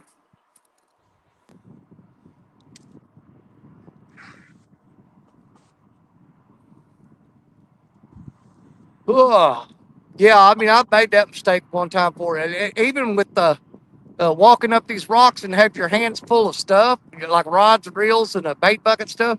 If you start to fall, throw that stuff down, let it go, Yeah. and catch yourself. Dude, I busted my head wide open one time, blood pouring out of my skull because I had a hold of fishing rods and didn't let them go, and I fell and landed my head right into a rock. So yeah, make sure you got your hands where you catch yourself if you walk on these banks like this. I mean, you look at that shoreline right there. That's just all loose riprap. And you step on the wrong one, you're going down. I I've guarantee busted it.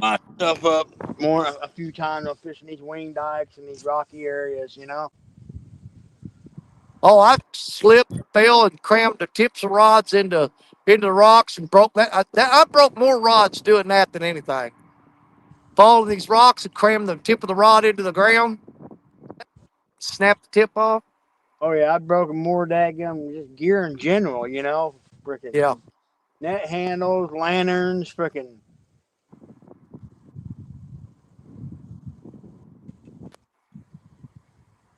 Just that, and just kind of make sure y'all take your time and just and look at it right. I mean, pick out your as you walk and pick out your spots ahead of time. You know, just kind of Yeah. like, you know. I mean, there ain't a whole lot of people that fish the same spots like we are right now, but there are some.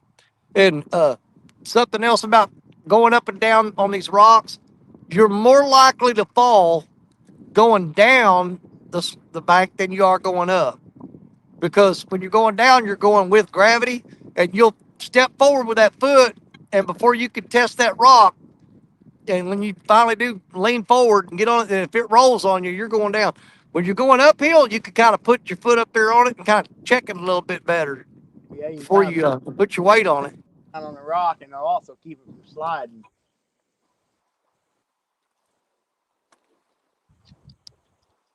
Yeah, there's definitely tricks to getting around on these rocky shorelines, these big riprap. It's one of those things too, though. You do it a bunch, you kind of get a feel for where you can and cannot step. You know. Yeah, but I've stepped on some of the biggest boulders that you've never seen. You thought there's no way that thing's moving, and it would roll right up under your foot. Oh yeah. Well, I can't tell you how many times I've seen folks. You know, I guess new to the river. A boat will pull up, or they'll be on a wing dike, and they'll decide, well, I'm gonna step off the base of this thing out on the main bank. The next thing you know, they'll cross deep in river mud. Oh God, yeah. Oh, dude, there's one year they had a lady that was working for some. She was doing some kind of survey or something on the river, and the river was down like super low. I mean, it was like record book low. And she tried to walk down to the water, and she stepped up in a spot, and it sunk up to her waist, and she was there for 22 hours stuck in that mud before they found her. Oh, good golly. Yeah, she sunk in. She's just lucky that that she sunk in waist deep, and then her feet hit somewhat solid ground underneath there, because she could have very well just kept sinking, and they'd have never found her. Well, the one thing about that, I mean, just if you're ever walking like anybody, you're fishing a river, you've never been around a river, and you go down in the mud, pay attention to animal tracks. If you see like coon tracks where they're sinking in the mud, or like coyote tracks, they're Oh sinking, yeah. you know stuff. But when in doubt, take a rock and just throw rocks out ahead of you, and that'll tell you a lot right there. Oh, I've stepped in some of this gumbo slop, man, and it'd go up to your knees. And tell you what, just going to your knees, there's times that you just kind of wonder if you're going to be able to get out of there or not. Yeah, I can't tell you how many times I pulled off a tennis shoe or something and I had to go back in after it. Yeah.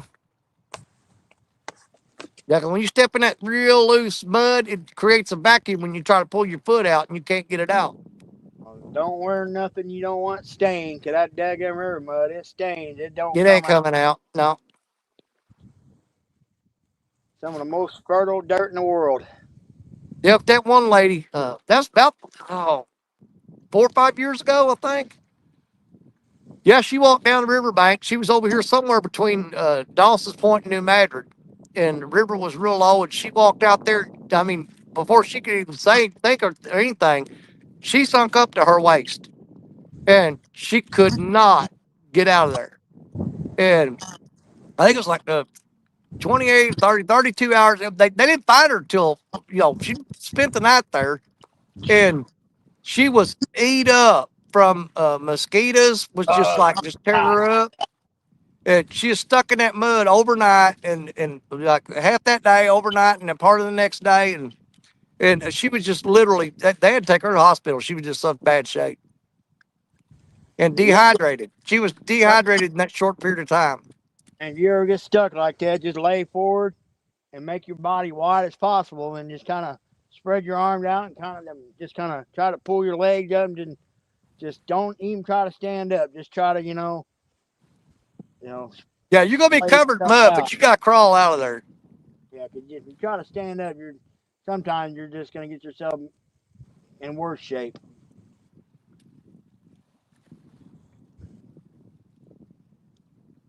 That's one thing to life. We got that Life 360 on our phones, and I always try to tell her where, at least in the general vicinity where I'm gonna be.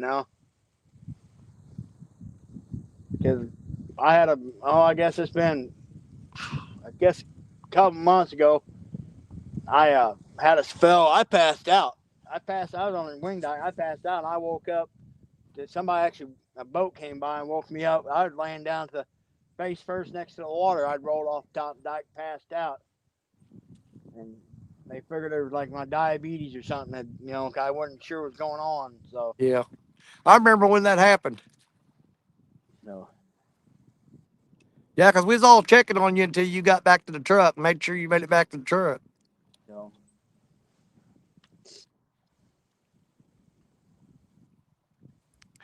Well, what time is it now? Let's see here. All right, I'm gonna give it. Been alive for an hour and 36. I'm gonna give it 24 more minutes, Jerry. If we ain't caught a fish, I'm gonna head home. Okay, I ain't gonna lie. I'm kind of miserable out here today. I am absolutely miserable. I'm gonna see if I can't get to that one spot. Oh, it's about 400 yards from here. I'm gonna see if I can't get there easy. If I can, I may go check it out before Yeah. I call it. But Like I said, I'm gonna drive by that one deep hole down there. But if there's a camper set there from deer hunters, I'm just gonna keep on going, head on home.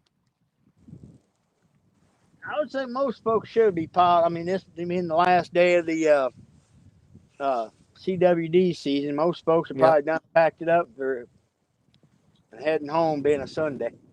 Well, our firearm season closed down here Tuesday, but there's still a bunch of hangers on archery guys. That, they come here and hunt firearm season, and when it's over, then they'll break out their bows and they'll stay another week or so. But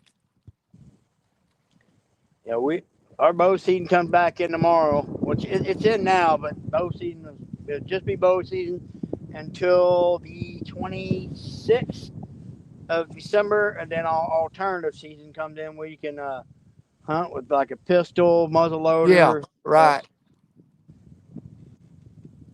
I might pull the old pistol out and try to go whack a doe with a pistol.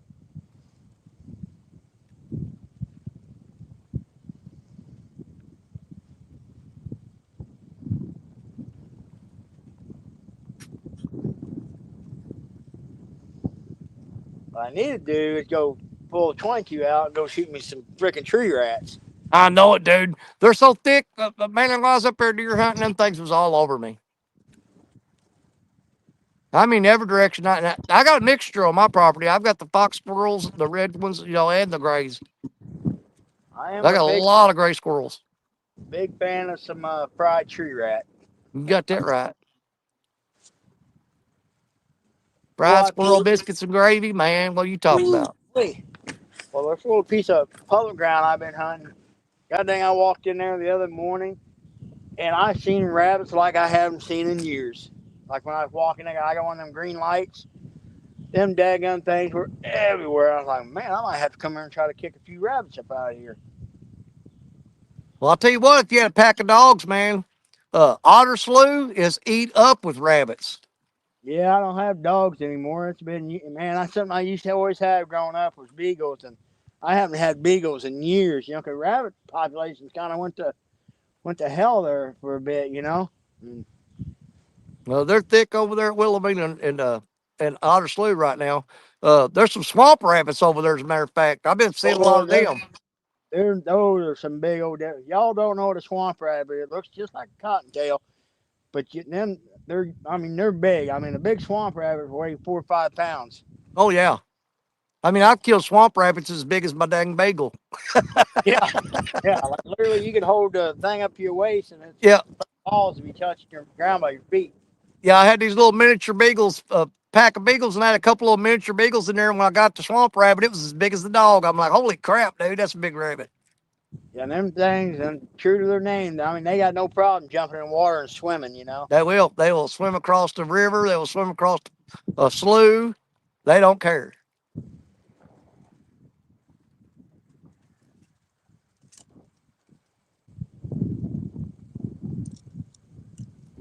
I ain't had no beagles in, going on probably 20 years. That's about like me, Danny. And, dude, I do miss that. I, There's I love nothing more fun than listening to one of them dogs just raising Cain out there chasing a oh, rabbit. man, if y'all ain't a rabbit hunt, a dog will jump a rabbit like from a particular spot, and you the rabbit, they'll just run a big circle, and they'll come almost back to the same area you jumped it. So just tell them, just listen to the dogs run and Yep. get ready. You sit there and let them go, and they'll bring it right back to you. But one of my favorite dogs, uh, I had a pack of beagles, but I had a basset hound, a little female, and her name was Lucy. But Lucy was the slowest dog you ever seen in your life. Lucy didn't run. Lucy walked everywhere she went. But we'd go out here south of town on the railroad tracks and run rabbits. Them dogs would all be fired up. They'd take off like lightning. Boy, they'd chase a rabbit. And 100 yards behind them, old Lucy would be walking. And all of a sudden, you'd hear her bark and howl and stuff. And she'd find every rabbit that they ran past because they were running too fast. But she just took her time and walked real slow, zigzagging in the bushes. And she'd find every rabbit in there. We had a big old basset hound, just like named Porky, and damn it is he would run, but he was slow. So when the rabbits would come by, they weren't going full out. They just be kind of just running hard enough to stay in front of them. So it made for a super easy shot, you know.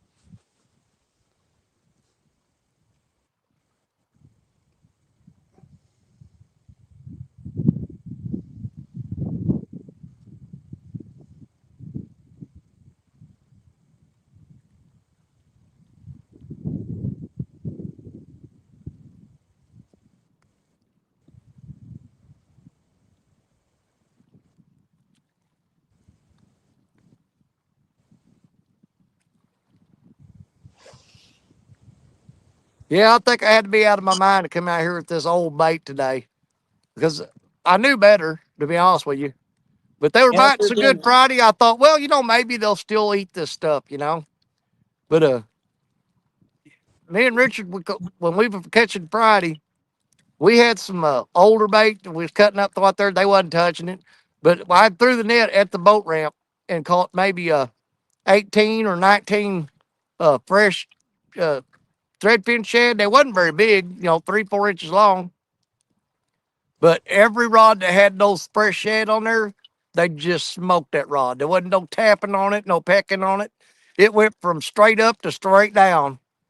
Just when they grabbed it, they'd just run with it. They wouldn't ever bite. They'd just grab it and run. And I had that down rod out there, man. It buried 4 of the line guides into the water when it bent it over. Yeah, that's fun when they do that, man. That's why I always like spin drifting.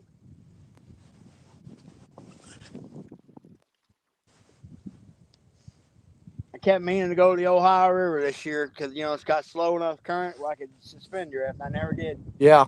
Trip.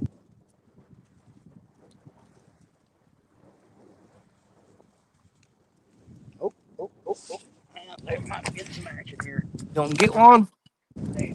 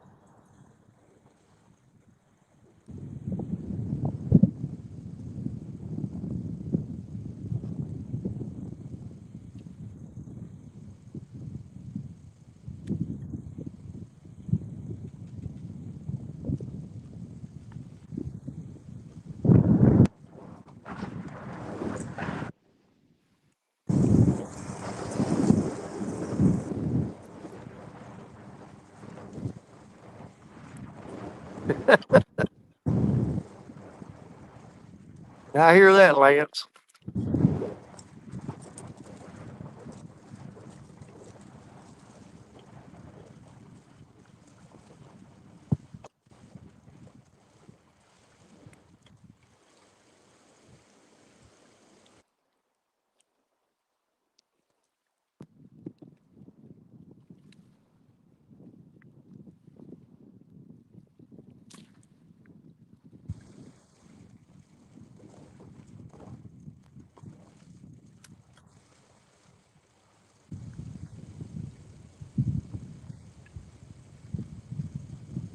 I can't see him. He's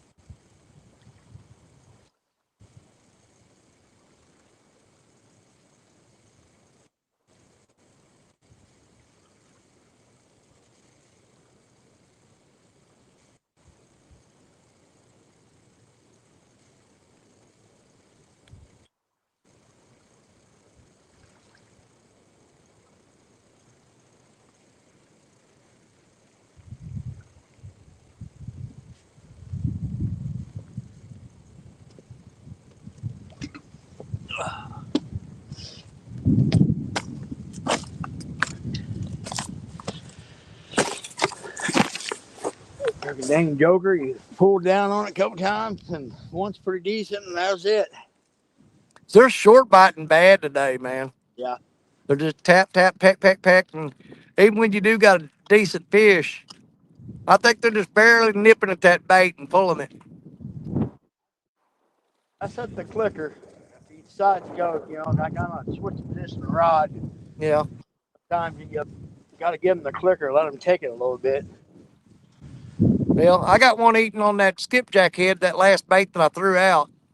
But like I said, he's just pecking at it. I guarantee him I pulled up, it's just going to be a skull with some bones hanging off of it. Yeah, all the back behind the head will be all gone. Yep.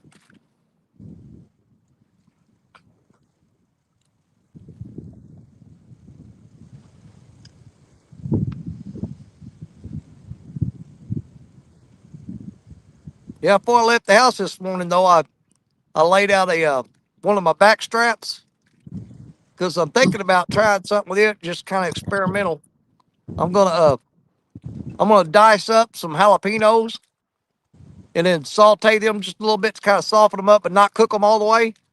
And then I'm gonna mix that with cream cheese, and I'm gonna butterfly that back strap, and I'm gonna pack that cream cheese and jalapenos inside of it, and then sprinkle seasoning on it and wrap it in bacon and put it in the oven for a little bit. See what that does. Dude, I've done that, but I've done it on the smoker. It is amazing. Well, I'm gonna put some cream cheese and jalapenos in a butterflied backstrap, wrapped in bacon and seasoned to the point where you can't stand it. And that's what I'm gonna do tonight.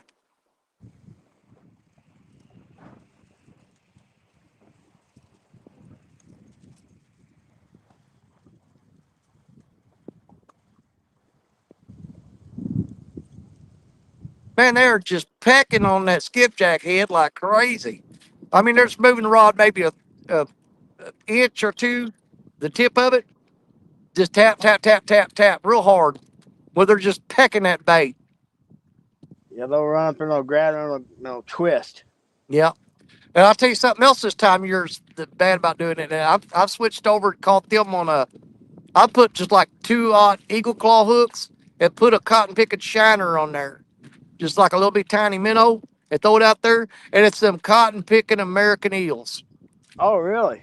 Oh, yeah. I catch the crap out of them on them shiners using a 2-aught hook.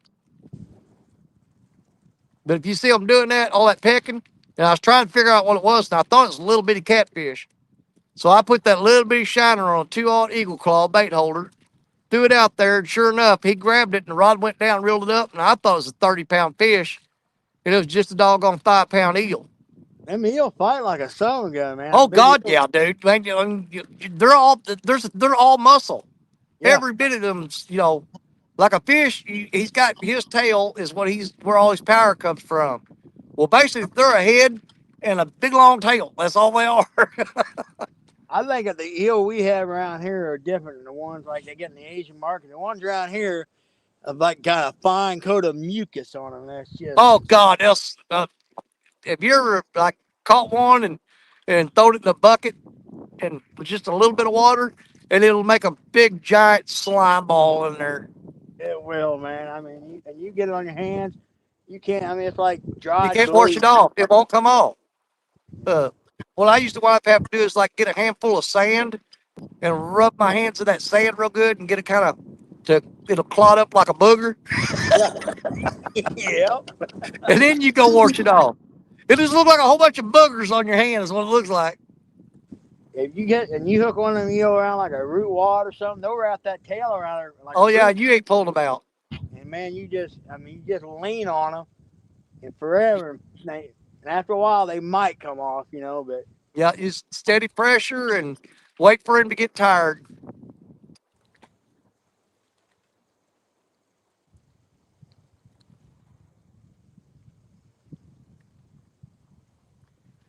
Man, I can't even see my phone anymore.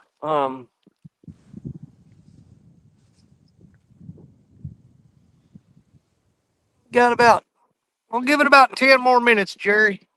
Alrighty, buddy. Alrighty. That's something else, about this cold. When you get cold, your muscles tense up. Well, if you got a bad back and your muscle tenses up, that gets painful after a bit. It starts spasming. Yeah, this cold weather is hard, man. Like, especially, like you work out it and everything. I come home, I can work all through summer. And yeah, it's tired, but I come home in the winter. Like, if it's like in the single digits, working all day, I'm more tired than I am after working in the heat all day. So, Well, you're burning a lot of calories trying to keep warm too. yes, sir. And your muscles start shivering and stuff. But a lot of people talk about it, and they don't know if it, I've heard them say it, but like my left leg, I've got a lot of titanium in my left leg. I've got a rod, 2 pins, a plate, and 4 screws in my left leg. It's all titanium. Yeah, man, you get out there and get real, real, real cold, and that leg gets cold. It aches for hours after you get home and get warm. I've actually had to have Stacia take like a towel and boil it, get it hot, and then put that on my leg to get the pain to stop. I mean, I've had rags that's so hot I put them on my leg that you thought it was going to give me 1st-degree burns, but it's the only thing that stopped that leg from hurting. I've got some titanium on my right knee, and yeah, I know what you're talking about. But every sometimes it's Cold just weather definitely. dull ache. Yeah, absolutely. Well, there was something on that freaking Illinois bank. I don't know what it is, but it looks like a dadgum snowman. I ain't kidding. I'm looking at it. It's straight across from me. I'm right next to the wood. There's something white, and I ain't got no binocular, but it sure looks like a dadgum. It looks like a snowman.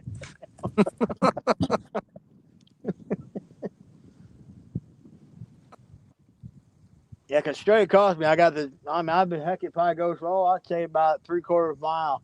Nothing but a big old sandbar. Yeah.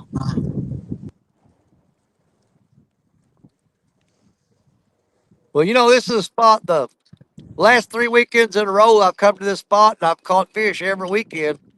And it's like I said, it's not very deep. It's pretty shallow. But then me and Richard went out Friday and we saw all those fish stacked up in a deep, deep hole. So I'm pretty sure they've moved out of this shallow water now. But I wanted to try it one more time today to see if there's anything still here.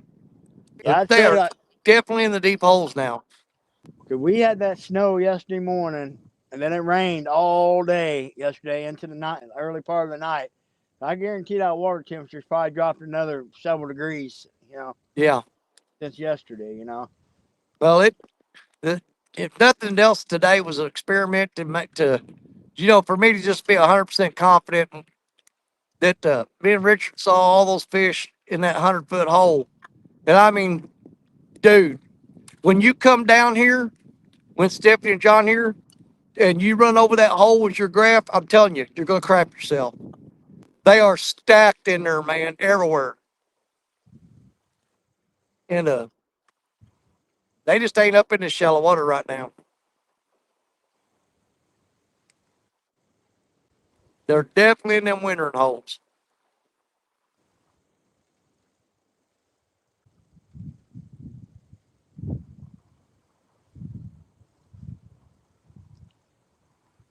Oh, dang, you sucker, you gonna take that rod down or not? I know they just been driving me crazy all day. It's little fish, it's little fish. It's the eels. I've had people come there where I was fishing, and I'd pull the bait up, and it'd just be bones and skin. They go, "Oh, that's crawfish doing that." I say, "Ain't no crawfish out there in that fast water. I'm telling you, because something would eat them." Well, anybody that don't want to deal with the cold and get away on a good fish trip, y'all go check out Creole's Guide Service, Yep. Louisiana. Yep, that'd be a good place to go to get warmed up. Oh well, he's really tapping on it now. I mean, he just thump real hard, real fast, and that's all he's doing.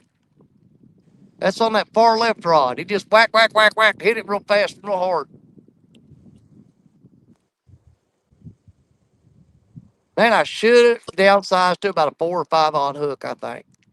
But I just ain't got the energy to stick around and find out. I am fixing to get out of here. This cold's tearing me up. I ain't acclimatized to it yet. Because here's the thing. I mean, uh, honestly, me and you have fished in way, way worse conditions. I mean, we were up at Baldwin that one year, and it was 13 degrees, man. And the wind was blowing hard, which made it it had a feel like temperature of -7. And we had to stand there and fish with our backs to the wind all day long, but we did pretty good. Yeah. It was so cold off that heated lake, though, the steam was rising off of the lake, but you were about as cold as you could possibly get. That's what I'm kind of hoping, which I don't want it so cold when the folks come up, they're miserable, but I'd like to see a good wind, Yeah, to get beating against that bank to show all that bait fish up in there. absolutely. I'd like to see one of these here, one of these live, when they come up there and be like on me and Dunnigan or Rob fish the Winter Blues, where it's just you couldn't even keep up with rods. Yeah. I mean, that one year, you're only allowed 2 rods on Baldwin, but when the conditions are right, 2 rods is one more than you need because you can't keep up with them. Yeah, I've seen that up there at point where you're taking a fish off one, the other one goes down. Yep.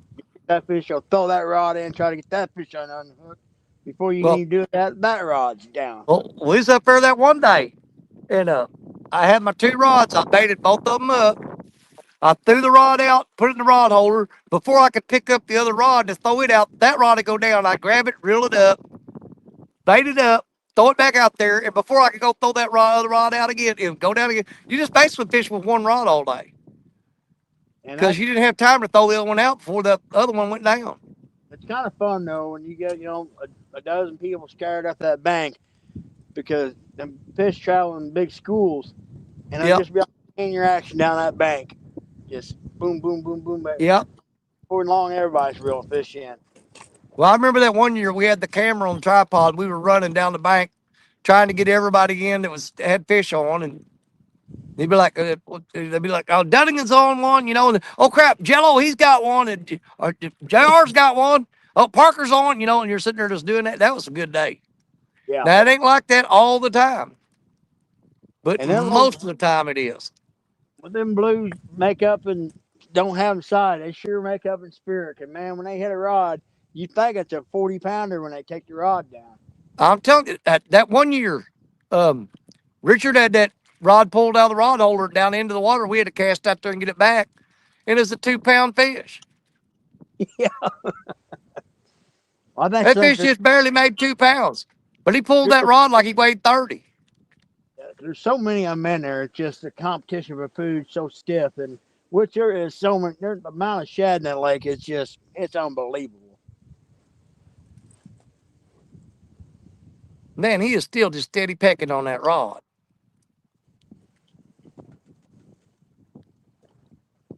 I got that big oval float on that rig, so it's floating pretty high. So he's not on the bottom.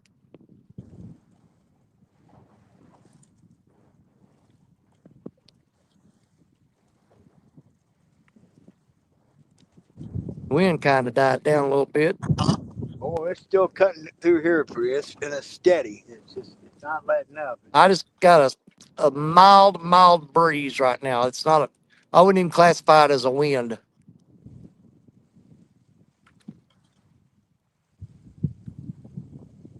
There goes Skipjack head. He's pecking on it.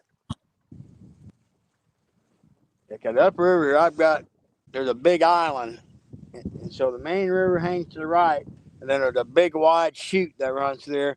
So that wind is, so the river's about a little over a mile wide, just upriver from me in that spot, and that wind just coming down both channels, right at me.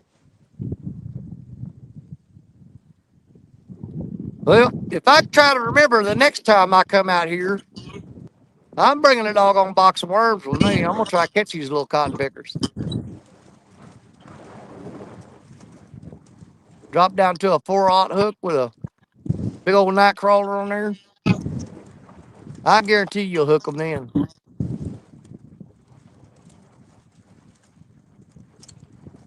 Yeah, last couple times I have used worms, I've been throwing like a 2/0 because it's sturgeon. Yeah. You know, when we go to Baldwin, I think I'm gonna take my my Ancient Mariner crappie rod with me with that 3,000 reel on there. You talking about fun? Hooking catfish on that thing is a blast. Oh yeah, even not like the original, not the low grade version of the Evil Eye rods. Yeah. Man, you got a freaking blue there. I know rip that rod over so hard. I got a video out where we was out there last year when it was like negative, and I was using that rod, and them dadgum things would hit that joker, and heck, they would almost put that thing in a horseshoe. Yeah, I've got the original of the Evil Eye. Richard has the Torre. That's the good one. That's the really good one. They're both good rods, but that Torre is the top of the line. Yeah. And I've got the original Evil Eye. I tell you what, well, we took that thing to Florida. My granddaughter Coda used it, and she was tearing the whiting and the pompano up on that rod and having the time of her life.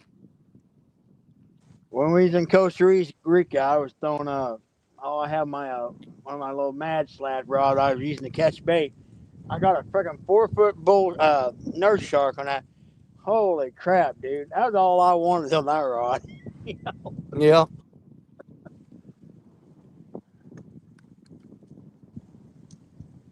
Well, the last vacation we took was to Waveland, Mississippi this year. And the grandkids with us, and Coda was using my crappie rod out there saltwater fishing. And man, she was catching sheep's head, black drum, hardhead catfish, croaker. She was having time of her life. And we did that live stream, and Andrew come up and read chat for us, and she absolutely fell in love with Andrew because the thing about Coda now, you know, she's a teenager, she loves to argue. And I'm not talking about in a bad way. She just has fun arguing with people. And her and Andrew was going at each other the whole time through that show. And she had so much fun hanging out with him.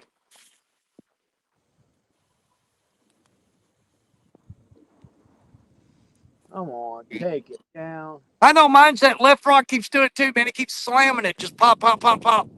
And I'm like, I want to reel up and get out of here, but at the same time, he's still hitting it. And I'm just thinking there's some point he's going to grab the wrong spot, you know? I got the one that's on that channel. It'll get popped 3 or 4 times, and it'll pull down. Just about the time I start to lift my butt up off the rock, it'll come back up.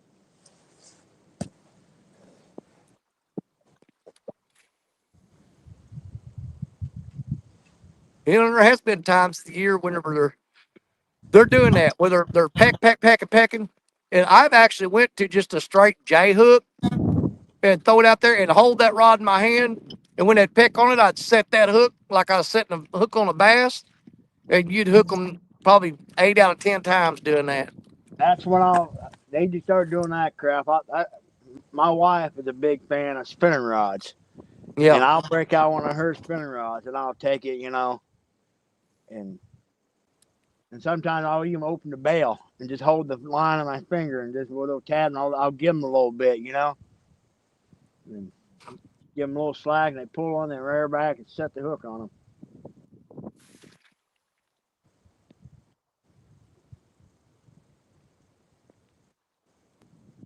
That's the one thing I will say. I mean, don't get me wrong, I love the takedowns on a circle hook, but there is something fun about, rearing back with the J hook and on a big cat and just rearing back and Yep.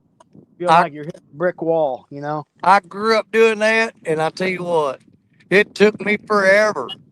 And I still to this day, when I pick if a rod goes down, he's been real hard, and I know he's hooked up, I'll still pop that rod real hard. I'll set that hook. Yeah, when I first started using J hooks, circle hooks rather, and I was like, these things are garbage. Oh yeah, I don't know how long it took me to finally figure out just stop jerking the rod and just reel it up.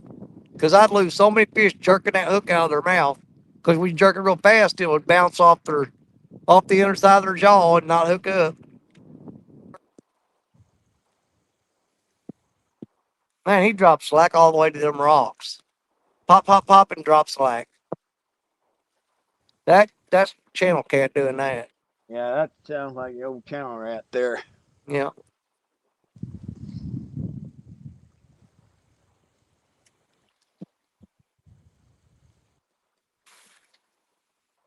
I thought about it. The other day, I thought about going back up and trying Crab Orchard one more time this year. I've never fished Crab Orchard in the wintertime. I don't know how it would be. I've done it for crappie, but I've never done it for channel cat, so I couldn't tell you either, buddy. I mean, it'd be one of those things. If you could find, like, get on Navionics and study the maps and find the absolute deepest spot in crab, you could probably, other than channel cat, probably lay it in like cordwood. Well, I think about the deepest spot I've seen there might be 12 foot. There is a spot, like when you like that back there where we like to drag baits. If you're Yeah. coming across the lake, I did find a spot that was about 18 foot of water coming across there one day. But I tell you right now, I couldn't go out there and take you right to it. I'd have to get lucky and find it again. Well, a spot that I would want to hit is that spot where me, you, and Dunnigan fished that night. We tied the boats together. That's a pretty decent hole right there. Yep, it is off that point. It sure is. Yes, right off that point where that dead tree is and that one bird's always sitting in it. Yep. Every time you go there, that same bird's sitting there. I think his feet are stuck to that branch and he's dead. He's just dehydrated. He's a mummy bird. And we just think he's there all the time. That bird's been there forever. Well, there's something down there flopping across the top of the water like it's about to die. I don't know what that is. It's right on the surface, swimming and splashing. Man, I took a little girl fishing last Monday. She had only caught like one bluegill in her life, And I took her out and I took her lake there in town that has trout in it. And she did good. She caught several of them trout, but them trout were coming out of the water and they were just jumping like skipping across the water like crazy. Yeah. It was wild.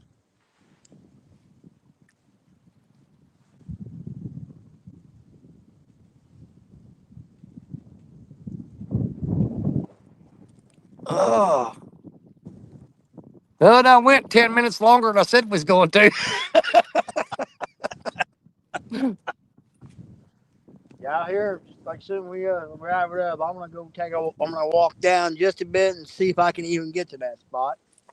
And if it looks like it's gonna be a struggle, I ain't gonna do it. But if I can walk down Yeah. the bank to it, I'll go give it a shot.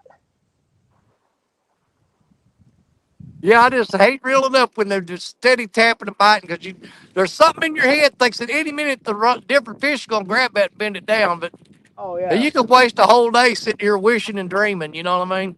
you're right. But boy, it's just like so many times. Just a split second, everything changes.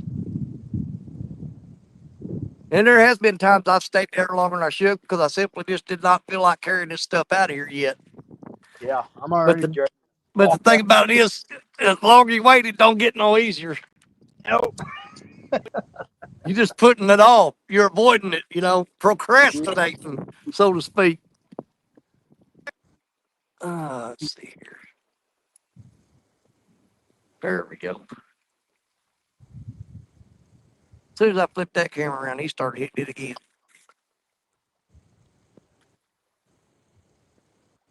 Yeah, my wind's picking up too.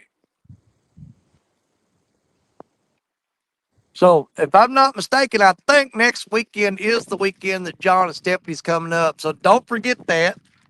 Yep. Chuck and Marcia. Then the weekend after that, I was going to talk to you about this, Danny. Cujo has been busy working out of town, and so this live tournament league, Will's been my partner.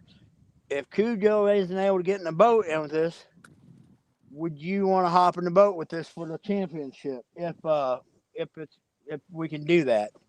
I don't think they'll allow it, but man, I'd be more proud to fish with you. But I don't think they'll. Well, they'll let me fish, but nothing I catch is going to count. Well, I mean, like you'd be on our team now. Yeah. So I would have to check with Kevin, or I guess he's still running that. I'll have to, if they allow that, I was going to see it. Because, I mean, hell, if we're on fish next Saturday, we might just come back up to New Madrid and fish, There you go. If Because I'm telling you, dude, that deep hole, you know where I'm talking about, where that big T-shaped wing dam is? Oh, I know exactly. Yeah, it's upriver just a bit. Upstream side. Right now, the water depth there runs between 92 and 109 feet deep. And they are piled in there. I'm telling you. If I'd been on a boat today, that's where I would have been. So that may be something like look at it. But like I said, I'll here before that thing comes up, I'll check with Kevin and see if that's a possibility. Because you could just fill in for Damien, whatever, Yeah. Well, the thing about that spot, there's so many fish in there right now. You're going to hook up on a lot of teeners. We pulled several of them that was mid 20s, but we marked a lot of fish that were way bigger than that. But the potential for a 60 or 70 pounder coming out there is pretty high right now. Oh, absolutely. Absolutely. Yeah.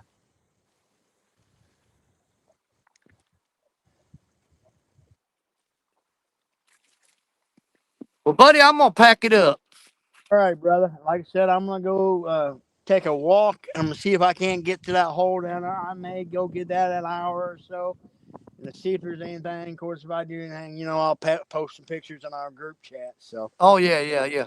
Well, I've got about 2 trips through that crap. About 100 and, I don't know, it's probably about 150 yards back to the truck walking along these rocks. But I got all this stuff down here in one trip, but I'm taking it back in 2. Well, folks, Danny, thanks for letting me come out and fish. Everybody, thanks for watching, man. Yep, and hopefully we'll see you next weekend, man. We're going to put on a hell of a show, buddy. Absolutely. But yeah, we'll have John and Stephanie. They can be on the boat with Richard because right now our plan was I told them, put me on the corner of that wing dam, drop me off, then take John and Stephanie out to the edge of that deep hole, and you guys drop baits there. But hell, if you're coming down, I'll jump in the boat with you, man. Yep, I'll get the trolling motor batteries charged up, whatnot, and so and we'll go from there, brother. All righty then. I'm gonna cover my little ears up because they're getting frostbit, and then